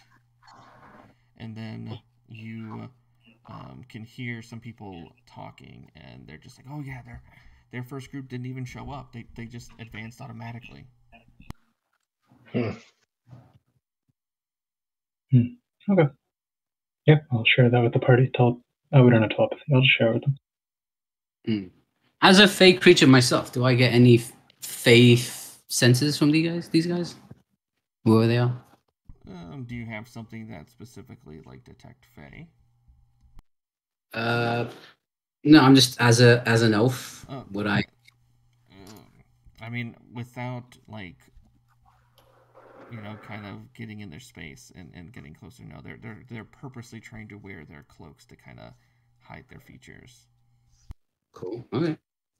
And they're trying to be mysterious as possible. Ooh, all right. That along with the investigation, but if anything, but if they're hiding themselves, then that's fine. Yes. DM, does Miso see a wooden version of a heavy weapon like a pike, greatsword, great axe, glaive?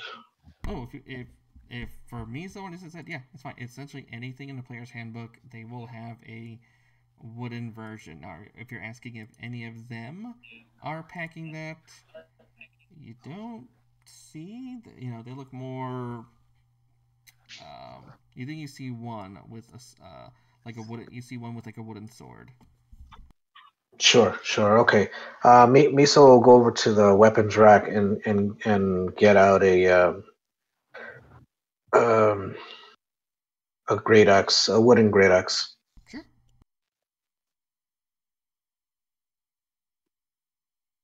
Okay. Yeah. Cool. And as they all get started, the same announcer kind of comes out. Says, "Our next team bout will pit the Grey Lords against the Fish Bowls. Good gents, make ready for love and honor and glory on this, the Handfasting celebration of Brianna and Merrick."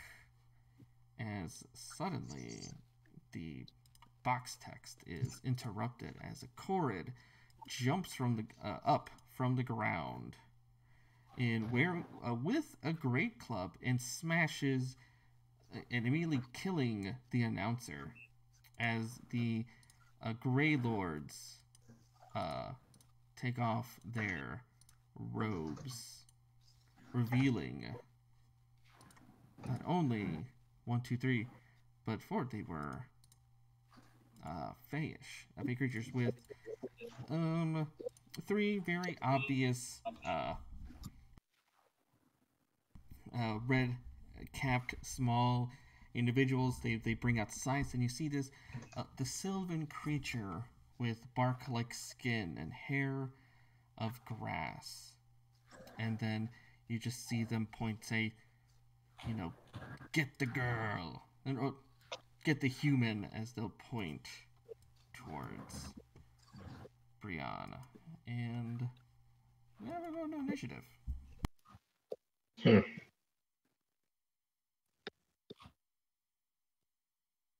Telepathically, I'll be like, "Serenity! Now, we need you."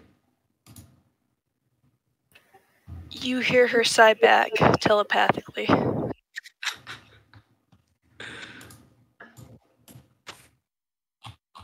That's a terrible initiative. But yes, suddenly as, suddenly people start screaming, "Oh no, this, this is not like something fishy's going on here. And where's our stuff? Yeah. I will say it is behind you. I will say it'll take an action to get out your equipment, but it does take an action to kind of open. It's not locked or anything. All right. Okay. Would it take an action for each of us, or an action for someone to just like open up the bags? It's just like a door or anything. So as long as someone uses their item interaction to open it, it'll be open. But you guys just have to like, if you're just grabbing weapons and whatnot. So could you grab a weapon and don a shield in an action, or would you have to grab a shield and then don it in a second action? I believe it's don a second action, because I think with shields, to get the bonuses, you have to spend time for that. Mm-hmm. Yeah, whatever it is in the PHP. But yeah, grabbing a weapon, yes, you surely can just walk over, grab, and then go to town. Sweet. All right. But yeah, with this, but yes, anyone who's outside this little arena can definitely, join in, because it looks like the rules of engagement have changed. So I don't know if anyone didn't roll. Hobo. He's already in. Testyfish is in there, so that's fine. So, yeah, as long as everyone hasn't rolled, we will. I think. Yep, we start with the spring elf first. Uh-oh. Okay. Make it interesting.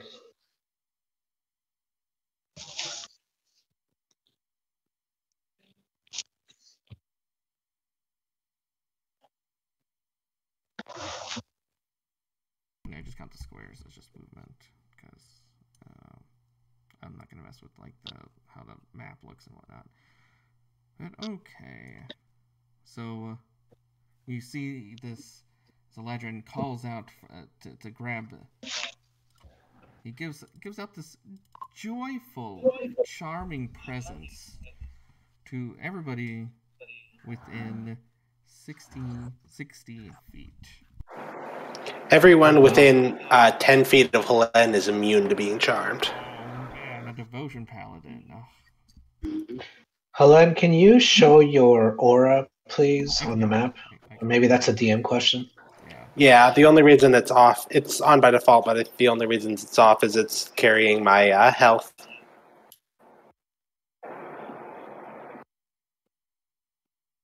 Also with the script, I thought it was difficult.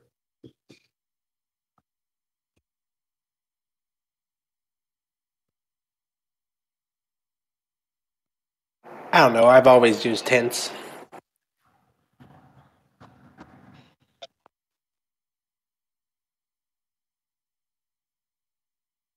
Yeah, it just goes away. I don't know, this thing's getting weird. Okay.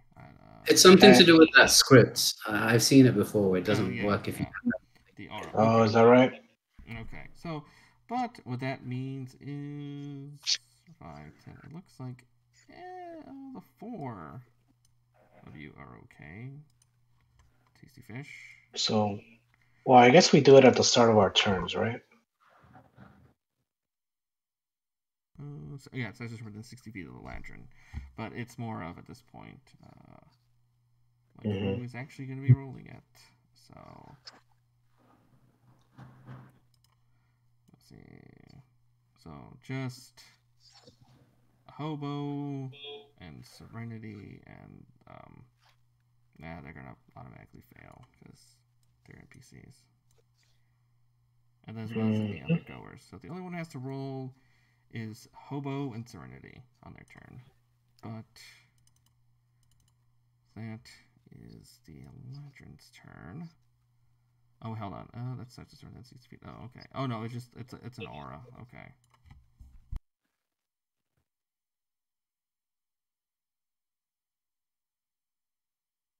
And actually, he will just move ahead. Can't move anymore. Will just dodge. And then Miso. Okay. His joyful presence, you didn't feel the joy. But I detected that something was trying to happen. They were trying to make something happen. So let's do bonus action rage to get that going. I've got a wooden great axe. Yeah, I'll do fine with that. I'm gonna go. Yeah, I'll go right into the middle of the fray. 5, 10, 15 is part of the bonus action.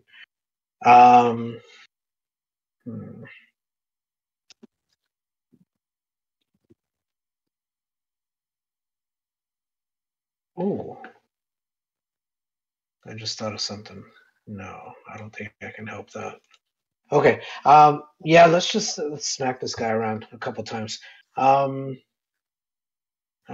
not sure how my party operates, so I'm going to wait a couple turns to do something else that my barbarian can do. But let's go with, what is the Elijah wearing? You know, just it looks like it's just wearing its like its natural skin. Oh, okay. Going on natural. What about these little buggers with beards? You know, they don't look like they have that much armor on. And the dark-skinned one? Well, it looks like it's some rocky outgrowth. You know, got some natural toughness to it. Okay, that one has a natural toughness to it. Okay, all right, good. All right, I'm great clubbing this one. It is a non-magic weapon. I'm totally taking a risk here. I'm gonna do it recklessly, and here we go. Okay. 28 to hit. It was actually he went dodging, so it would be a 13.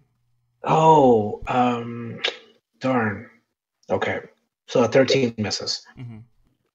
All right.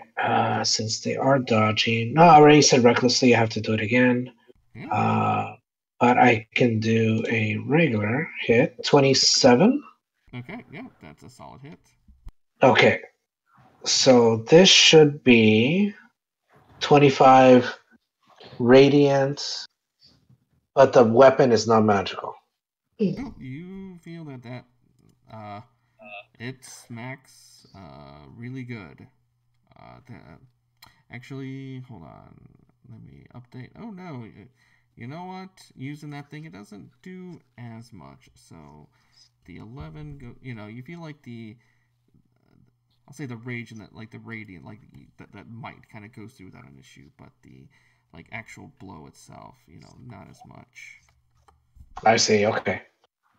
So mechanically, the 11 went through, but the bludgeoning was probably halved. Yeah. Something like that. It didn't take as much. Okay. What else can I do here? I know some of my party are casters, so I'm going to come around. The rest of my bonus movement, 20. I'm going to come down here for part of my movement, provoke an up attack if they want it. Yeah, you know what? We'll go with an attack one-handed. And that should miss. I've got a 20. So close. Mm-hmm. That is my turn. Okay. And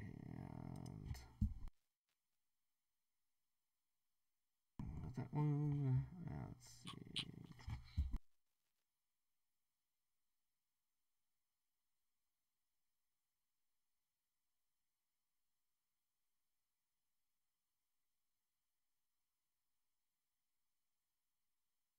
That one just kind of darts over.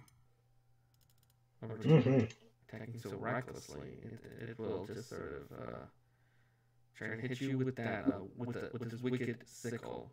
Oh, actually. Okay. We'll do speed so we can see. It'll try to kick you, but let's first do with the sickle attacks. 20. That will hit with advantage. Alright, yeah, for 9. Okay, I will have that. Yeah, it's not magical at all, but that won't matter. 13 to miss and a 20. Is a hit. Alright. So for 9. And because it moved up to its speed and tried to kick you, if I can get a dex saving throw. Sure. Let's see. Dex saving throw. And I can see this coming up, so I get advantage. Yeah, you see it. You see that boot coming for.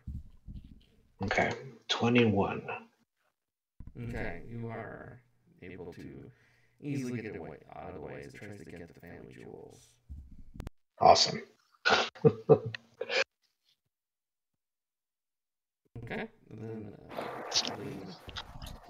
All right, Helene is going to go over to the box, open it up with an object interaction, action, pull out her silver bats as she walks over to this Eladrin, gets right up into his face, and I'm going to cast Compel Duel on him. Okay. As I need a DC 20 Wisdom save. All right, it has that trying to do magic on. Let's see, does it matter? No. Right. He fails. And end of turn. Alrighty.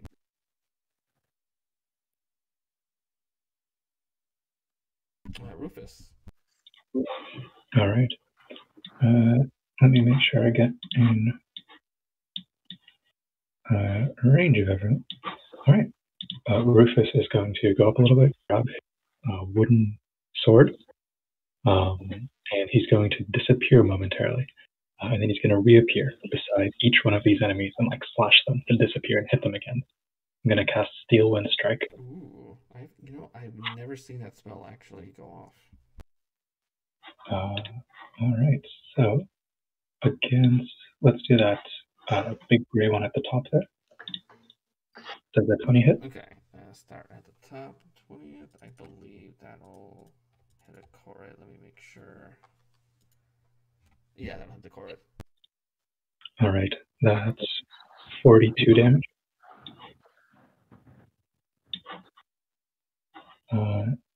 Next, against this red cap here. Okay. 22 to hit. Yeah, that'll hit. All right, that's 31 damage. Nice. Next, against this red cap here. Does a 15 hit? Ooh, let me double check. I think that'll hit.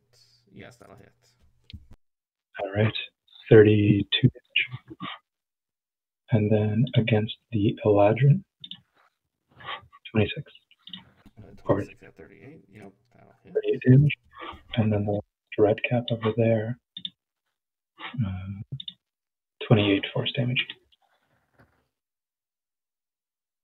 All right. Yeah, and then you know what? There's 2 red caps coming up. Oh yeah, he will go here. So I have 10 feet of movement, 15 feet of movement. Is there a drop down over here? I'll say the back of the wall. The arena. How high? Is it a wall I have to climb up to get out of the arena? Or do I just? Yes, at this you'd have to do a little climbing out of it. I'll do a little climbing out. Okay. Do I need to make a check, or how does this work? What's it your passive athletics? -1. Oh, okay. Yes, you will have to check. Yep. So I'll make an athletics check. Yeah. 8. You know what? Not quite. You kind of jumping up there. Not quite, but All right. Maybe the point. Some of those ends are a little sharp. Yeah. All right, cool. Anything else? No, that's all. Nice. My turn there. Okay, yeah. That's alright. That red cap, we'll move in, and the other one will just sort of,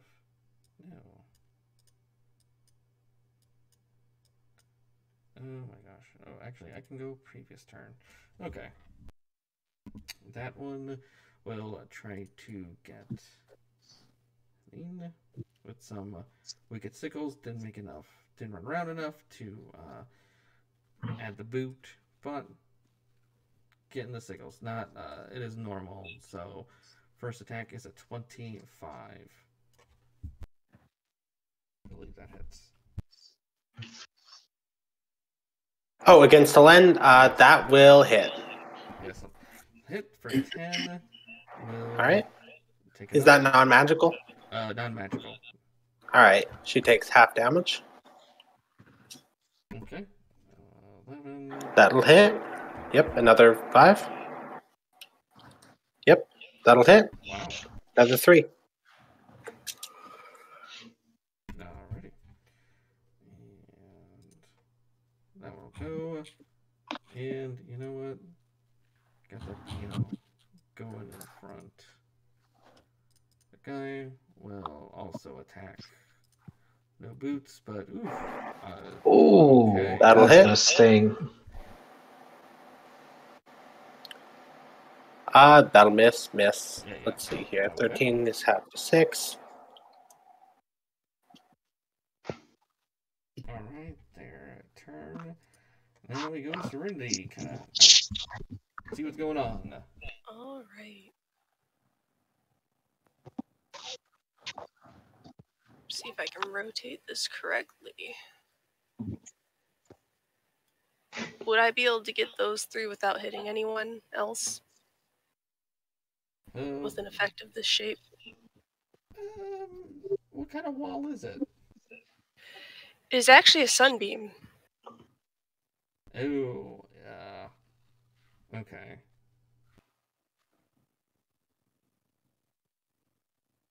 It's from yourself, from a line. But yeah, if you're able to move over there. Yeah. She can fly over to here. Oh, yeah. If you can fly, yes, you can fly over there. Can you fly 45 feet? Yep, she has 50 feet speed. Nice. Then, yeah, that's good. Alright. Well, I figured you're just going to tell me that you have a stretch Armstrong.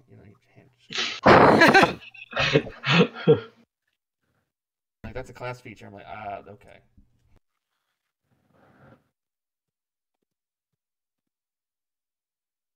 Alright, it was a tough on the Corrid. Ooh. Actually, takes all of that. Actually, And if it fails, it is also blinded.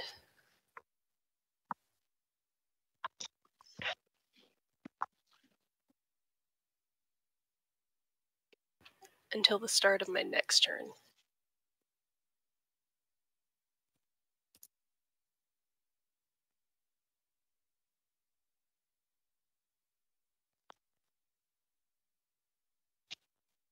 I had a picture. Okay, there, blind. Okay, and then the Eladrin. It is a spell, so resistance will kick in. No, not enough. Wow, this could be. This could be super easy.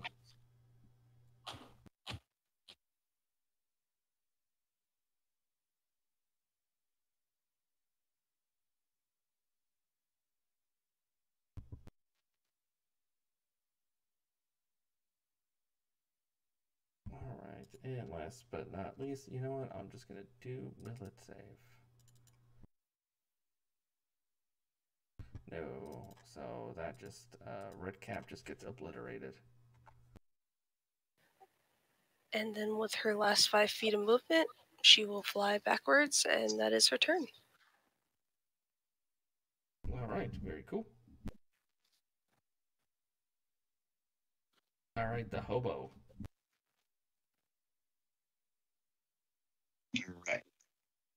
So in Khushi's mind, through the telepathic link, you hear Hobo say, "Now let me show you a thing or two about stunning your opponent."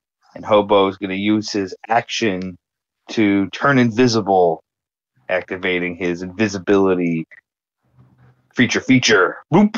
And he's going to fly over to our new foe here,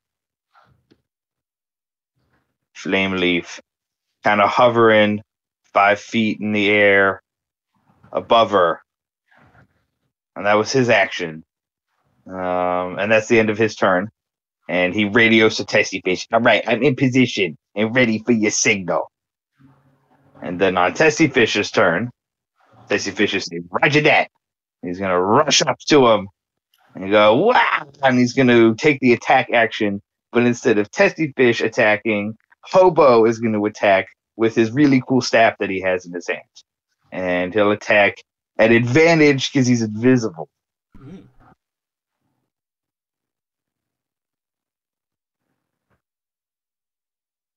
That's an 8.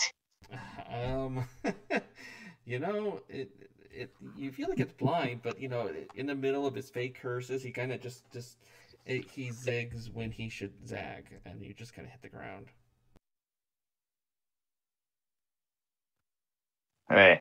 Well, as Testyfish's bonus action, he will shake his head and summon up the tentacle of the deep in the space right behind Flameleaf there. Let's get that. Let's get that bad boy out there. Yeah, oh, not on Hobo. There he goes. And then it's gonna whip out at this red cap right here. All right. Because I don't like the way he's looking at Hobo with his squinty eyes and his gnarly teeth. You know, he's looking. Well, can look in direction. You see the sight that's angled in your. Oh yeah, you're visible because you attacked. So yeah, it'll look at you and lick its lips.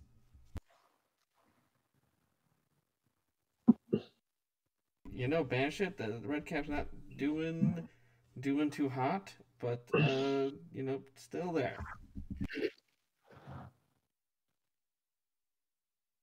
So that's the end of their turn.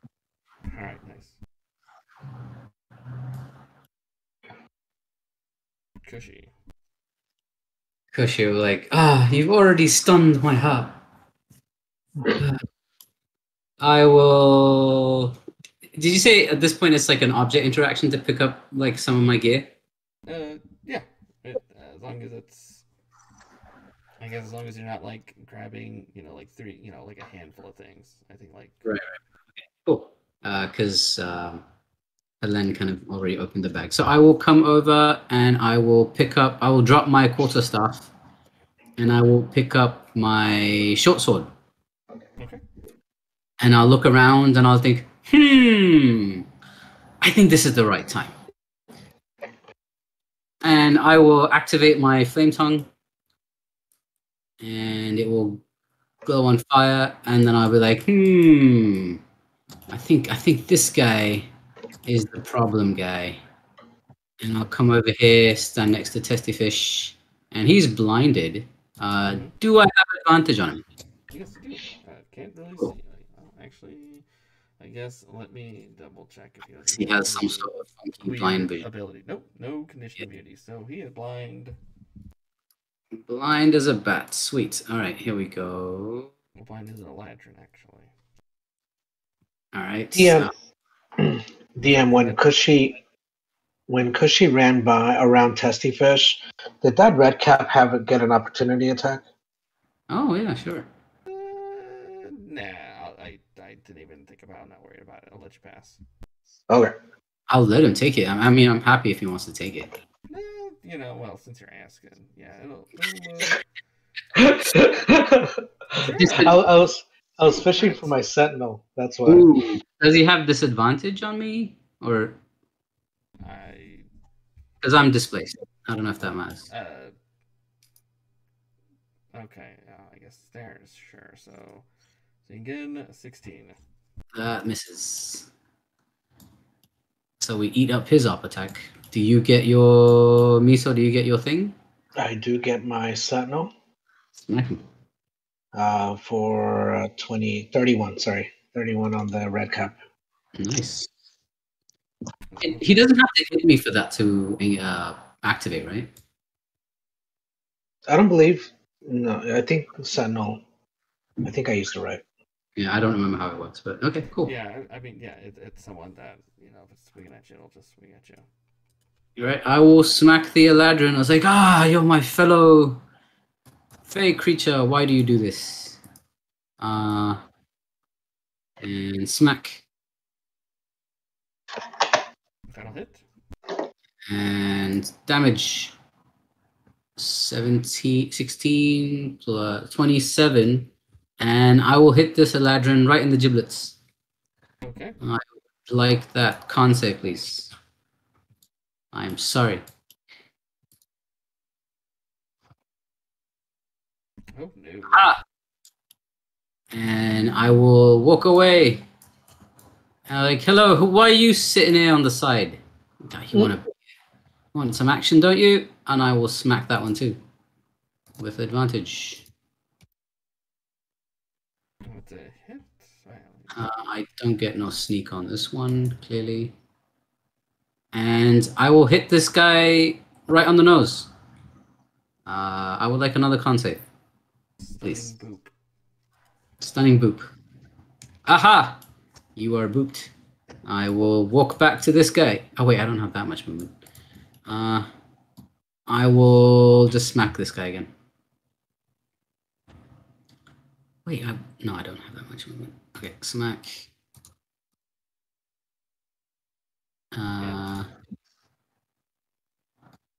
Wait a minute. I don't get 3 hits. Never mind. Ignore that last hit because I had a bonus action to activate my flame tongue. That is end of turn. Okay. Alright. Can't do anything. Oh, can try to get out of the blinded. Special, that's a con save. Oh. There's no save. It just lasts till the beginning of my next turn. Oh, okay. Beginning next turn? Okay. Then, yeah. Can't do anything then. Okay. I mean, you can attack with disadvantage. Can't. Stunned. Oh, yeah. So, yeah, the only thing was like, I guess it could. So, at the end of the turn, because I'm just going to kind of roll this into one since kind of trouncing on the opposition party. Another figure will appear in a poof. As you see this rather dashing looking, more elvish than the actual picture individual.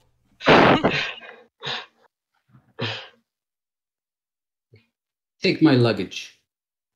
And will say, this fool has bargained with you as well? Well, the only payment you will all receive today is the renown of being killed by Trizindel Horfrost, Prince of the Spring Court, and I will take your souls as luggage as I bring it back, or just trophies. And then I'll put him in initiative.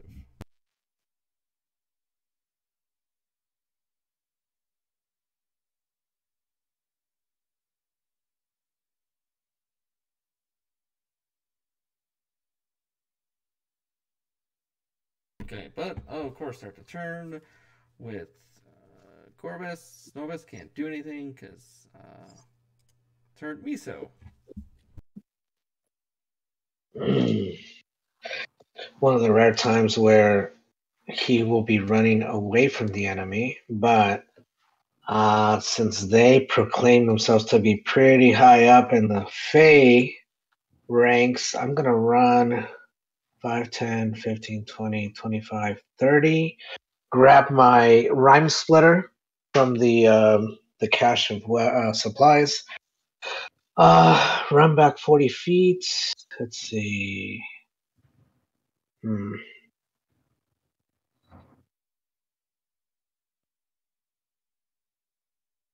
Oh, I guess. You know what? I think I'm overthinking this.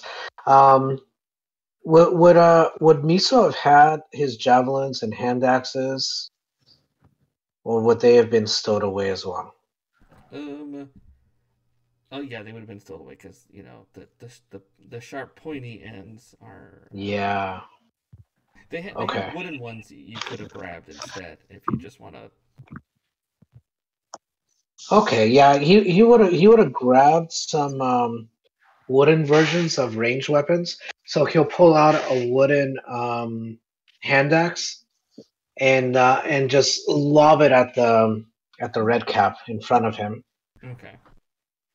Oh, That's you bravely disengaged, tactically retreated to finish off the lesser foe. Good.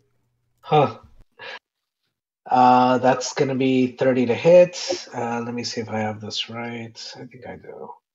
Just 10 bludgeoning. It's gonna end up being. Okay. Yep. That one is out. Let's see. Nothing for bonus. You know what? Bonus? Why not? I think some of us are gonna be smacking. I'm gonna do the Zealot presence, and I'm gonna yell out a loud battle cry. Everyone gets advantage on their attack for the next round. Okay, nice. Everyone on my party, and that's my turn. Very nice turn.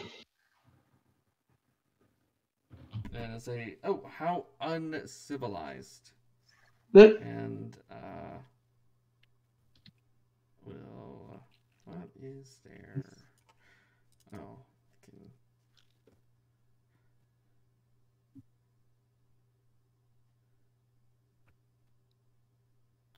actually, it will fly up. Hobo, and you see just sort of, it's like it has this like natural flight goes up to you. And say, you belong. Oh, what's up? I can fly too. Yep, and then we'll give you a Fayish claw. Not well. We'll do it again.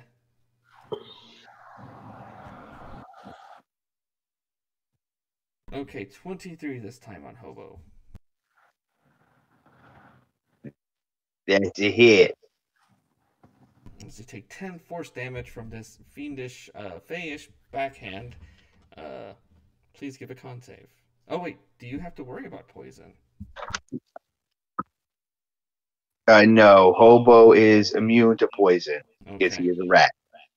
Well, you can do performance to be like, oh my god, it hurts if you want. Do it.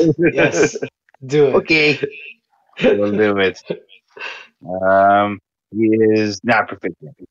Sure. No, yeah. A 7. He gives you a harumph as a disappointing harumph at end of his turn. Helene. Oh, wait, I forgot. Testyfish can do something about that. Oh, you can. As a reaction, when the claw hits him, he will shoot out his guardian coil and reduce some of the damage that Hobo takes. Okay. Oh, Hobo takes no damage. A louder humph.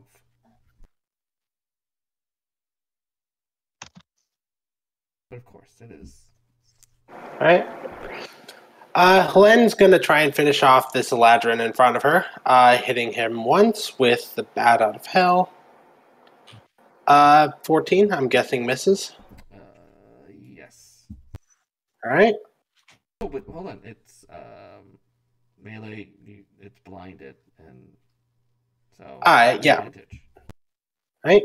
21 to hit for 15 bludgeoning and 6 radiant. I'm going to smite with a 3rd level slot on the first one for 19 radiant. On the second one, I am going to put a 2nd level smite for another 12 radiant. That's 21 plus 18, 39, 48. That's 60 damage total. Oh, okay. Perfect. I don't have to do more math. Oh, sorry, that's 48. Yeah, I accidentally added though. Unless he's a fiend, which I doubt. No. All right, yes. Fayish, I mean, but, not fiendish. The other F. Cool. End of turn. Not doing good, but still barely standing. Rufus. All right. I will go here, and I'll cast a 5th level Scorch. I'll put one at the stone guy, one at the elf that's very injured, and the rest at the new Fae that joined. Okay. All right, and I believe I have advantage on all these, right, from the Barbarian? Yes, attacks have advantage. Mm-hmm. Excellent. So here's the one at the stone man at the top. Correct. Yep, that's a hit. And right. Still standing. All right, the one at the elf. Okay, so same one, or you're switching it over to the elf? This is for the elf. Okay, 7. Okay, still standing. All right, and then this is all for the new Fae. Okay, so let me check something real quick. As you strike, the fire does not do anything. Seems unimpressed. Actually, looks annoyed that you're scratching up his really nice outfit. All right.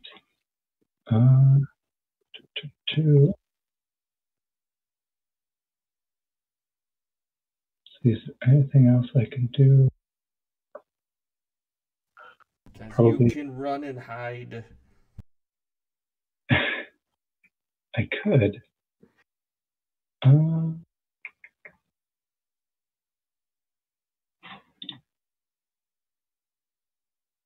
No, I will.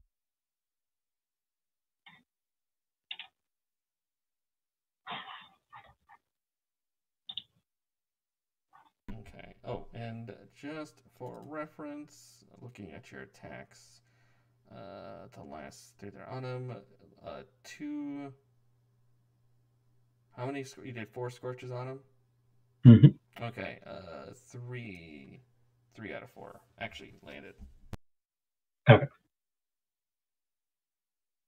But yes, Serenity.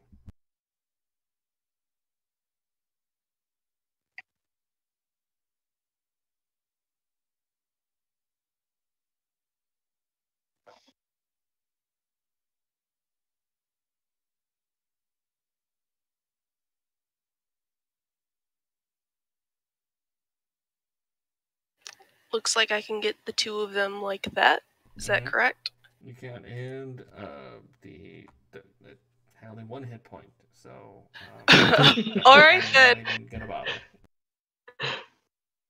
bother. That's the damage for the other guy. Okay, let's see. Does have magic, as of course, resistance, and so con 20. So, well, that's a very good sunbeam. Just, it doesn't consider that blinding. Still takes half. I'll take it. Yeah. And then for her bonus action, Serenity is going to summon a hand wrapped in red cord as she casts Spiritual Weapon at 4th level. Okay. Oh, I think he casts level 2 level spells at the. I did not cast Sunbeam again. I'm operating it. You held concentration for a round, correct? Oh, okay. Oh, yes. Okay. That's fine.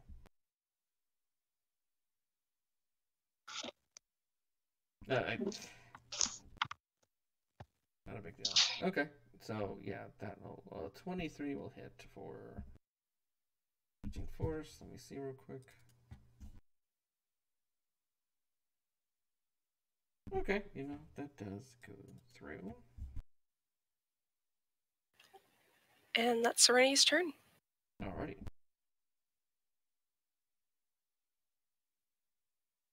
Hobo, there's a well-dressed Fae next to you. Right, and he scratched my suit. I don't appreciate that. Now, I wonder if this guy's seen the movie John Wick, because I'm about to show it to him. Front row seats. And Hobo grabs his gat, which is a wand of magic missiles taped to a gun stock, and he will use his action to activate it.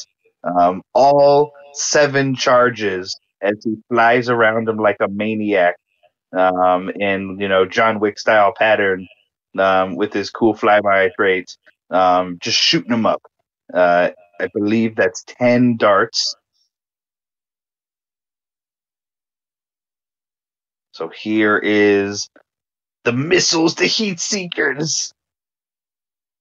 Each one does 2 damage, so that's 20 damage.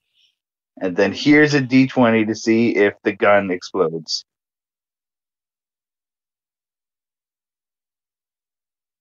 That does not explode. The gun does not explode. Whew. It shakes a little bit. The tape's kind of wearing thin, but it's okay.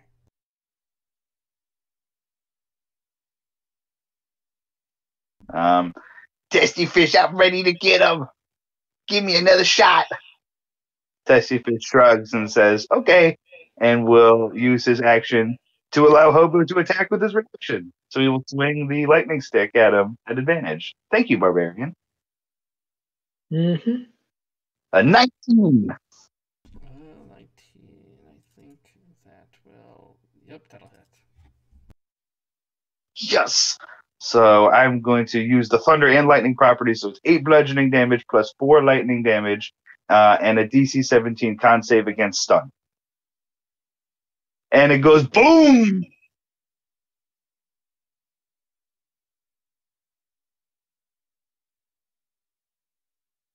That magic resistance kicks in from that, and will... Con.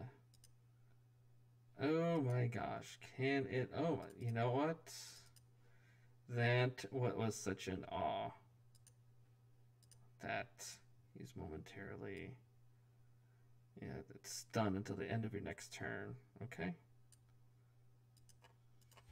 Yeah, he gives the spectral hand of Ilmater a high five, and then as Testyfish's bonus action, he will whack it with the tentacle.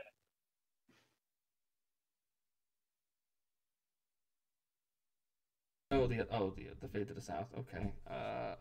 Nope. Oh wait, were you attacking the big guy instead?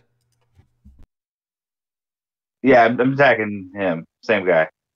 I don't know who else I would. Yeah, I don't think I can reach anyone else with tentacle. Oh, okay. Let me get him back out. The other Fae. I don't see anybody else. No, the Fae. Oh, that's because you deleted them. Yeah. I don't care. The tentacle hit somebody for 14 damage. Okay. Oh, that works. You know what? That's even better.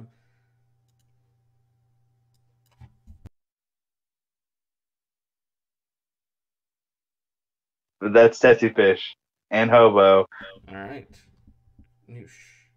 Kush. Right, my turn? Alright. Khushi will slowly turn around, look at this guy with a furrowed brow, and be like, look, man, I've been trying to find peace, you know? I've been going the way of the Buddha. But you, sir, you seem like quite a pest. And I'll walk up to him and smack him. Okay. He is up in the air. What's your... Oh no! What's your passive acrobatics? Because I don't know, how far were you up, Hobo? Because he was up to hit you.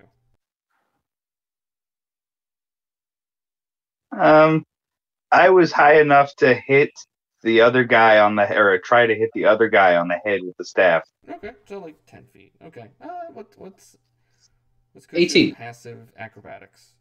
18. 18. Then yeah, it's fine. You can kind of do a, you can narrate how you can jump up and start attacking. Since I called him a pest, I'll be trying to whack him with my flame sword like a fly. Okay. All right, smack. He is stunned, right? I think. Yes. Wait. That hits. If he's stunned, does he fall down and go prone? Not exactly. Unless he's hovering. I mean, it was kind of hovering, anyways. Okay, not flying, hovering. Okay. I will. It doesn't matter really. All right, smack him. I think I get the sneak because he's gonna have advantage. Does an 18 hit? Oh, 18 does hit, but the fire doesn't really do anything. So. Oh, okay. So just 21 damage then. And I won't stun him because he's stunned already. So stunned. And I will hit him again. Oh, okay, go ahead. And boom. Oh! Ooh. I wish I had my sneak.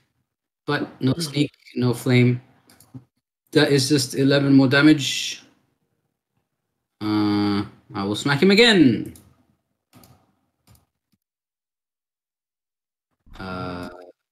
6 more damage. And I will end my turn. That'll be Miso. All right. Miso rushes in, gets the rhyme splitter in both hands, and comes in to smack that last remaining creature. Let's see. That's that. And I'll do that. I will, sorry, doing it recklessly. So let me roll with advantage. 27 should hit. Yes. This will be 42 radiant magical slashing. All Kakum goes in all the way. Awesome. And are they still up? Oh yeah, it's a really fine suit, and you really are making a mess of it, but it's still there. Okay. Then second hit, recklessly. Is it crit? Yes. Okay, that's going to be a lot of dice. I think I have it programmed right. Oh yeah. 26, 19 plus 3. So 48 additional magical slashing. Okay, not looking very well. I dare say you ruined his really nice suit, but he's still standing. Okay. I will stay there looking at Helen. Just clear the way for Helen to come in. Actually, probably gesturing to Helen to come on in in the turn. Okay, and I think does it end now or at the end of his turn for the stunned? I think it was the end of his next turn. The stun came from the monk or from the sunbeam? From The lightning staff, the thunder, and lightning and thunder. Oh. I don't know. So Until the end of your next Until the end of my next turn. Yeah, end of Hobo's turn.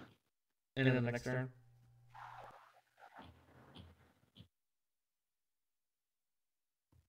Okay, well, that was the next turn. That's the end. No more stunt, and then All right. It's the end of Hobo's next turn, though, right? End of your next Yes. turn. Oh, I guess it'd be Hobo's. So Yeah, Hobo's next turn.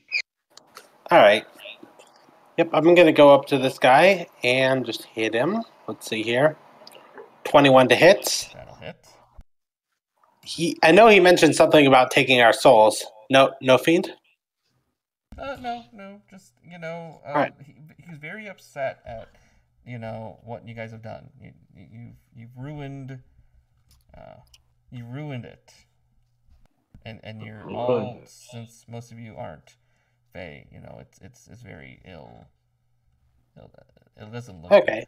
Well, I try to ruin his face with the bats using a 4th level smite for 11 bludgeoning and 25 radiant. All right. How do you finish off this snooty Fey prince? As Helene, or as he's screaming about how we've ruined it, Helene just sizing out the bats as she smashes it in his head.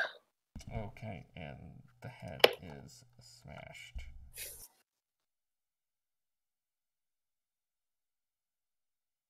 And there is a silence because I think, yep, everybody's gone.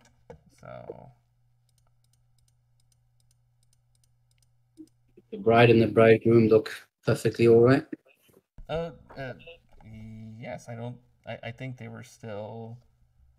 They were coming out of their the trance, the joyful present, and then it just kind of like, and everyone kind of comes to their senses and see all these, all the dead fae that were there, and oh no, but the bride and the groom are just kind of start cheering for you all,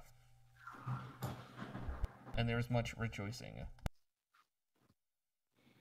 I'll look at the judges and be like, "Judges, you didn't do your job correctly." Well, they are all like staring at the announcer who's dead, like somewhere there. So unprofessional.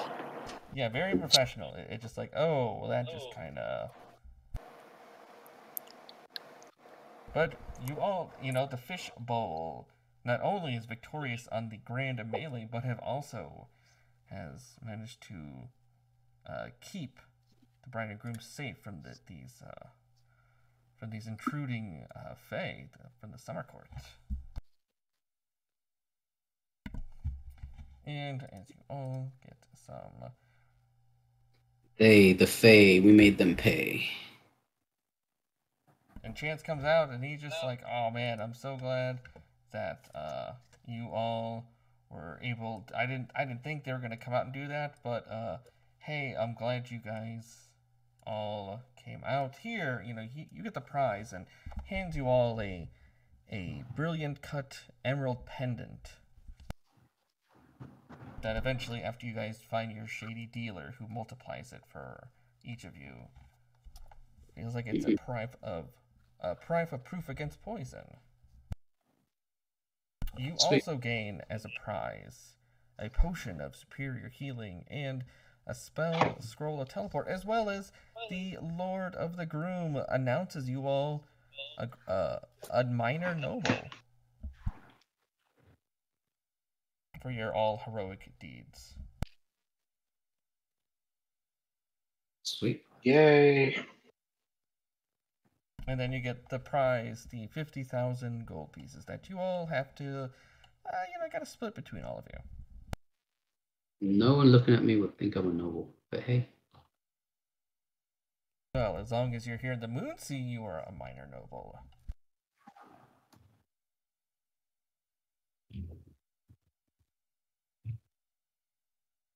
It's 8,333, and that third is, we'll just call that a tax.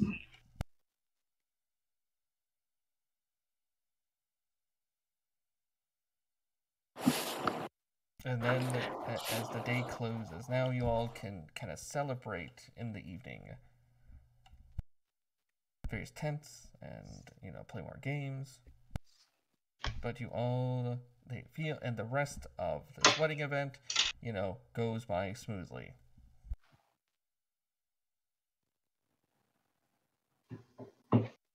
And Sweet. that will be the handfasting. Nice. Thank you for running. Oh, no problem. Yes, thank you. If you guys care about DCI, it is mine's on the parentheses. I don't know, but the handout, yeah, it'll just be. It should have all the rewards you get, and then I got to split the gold.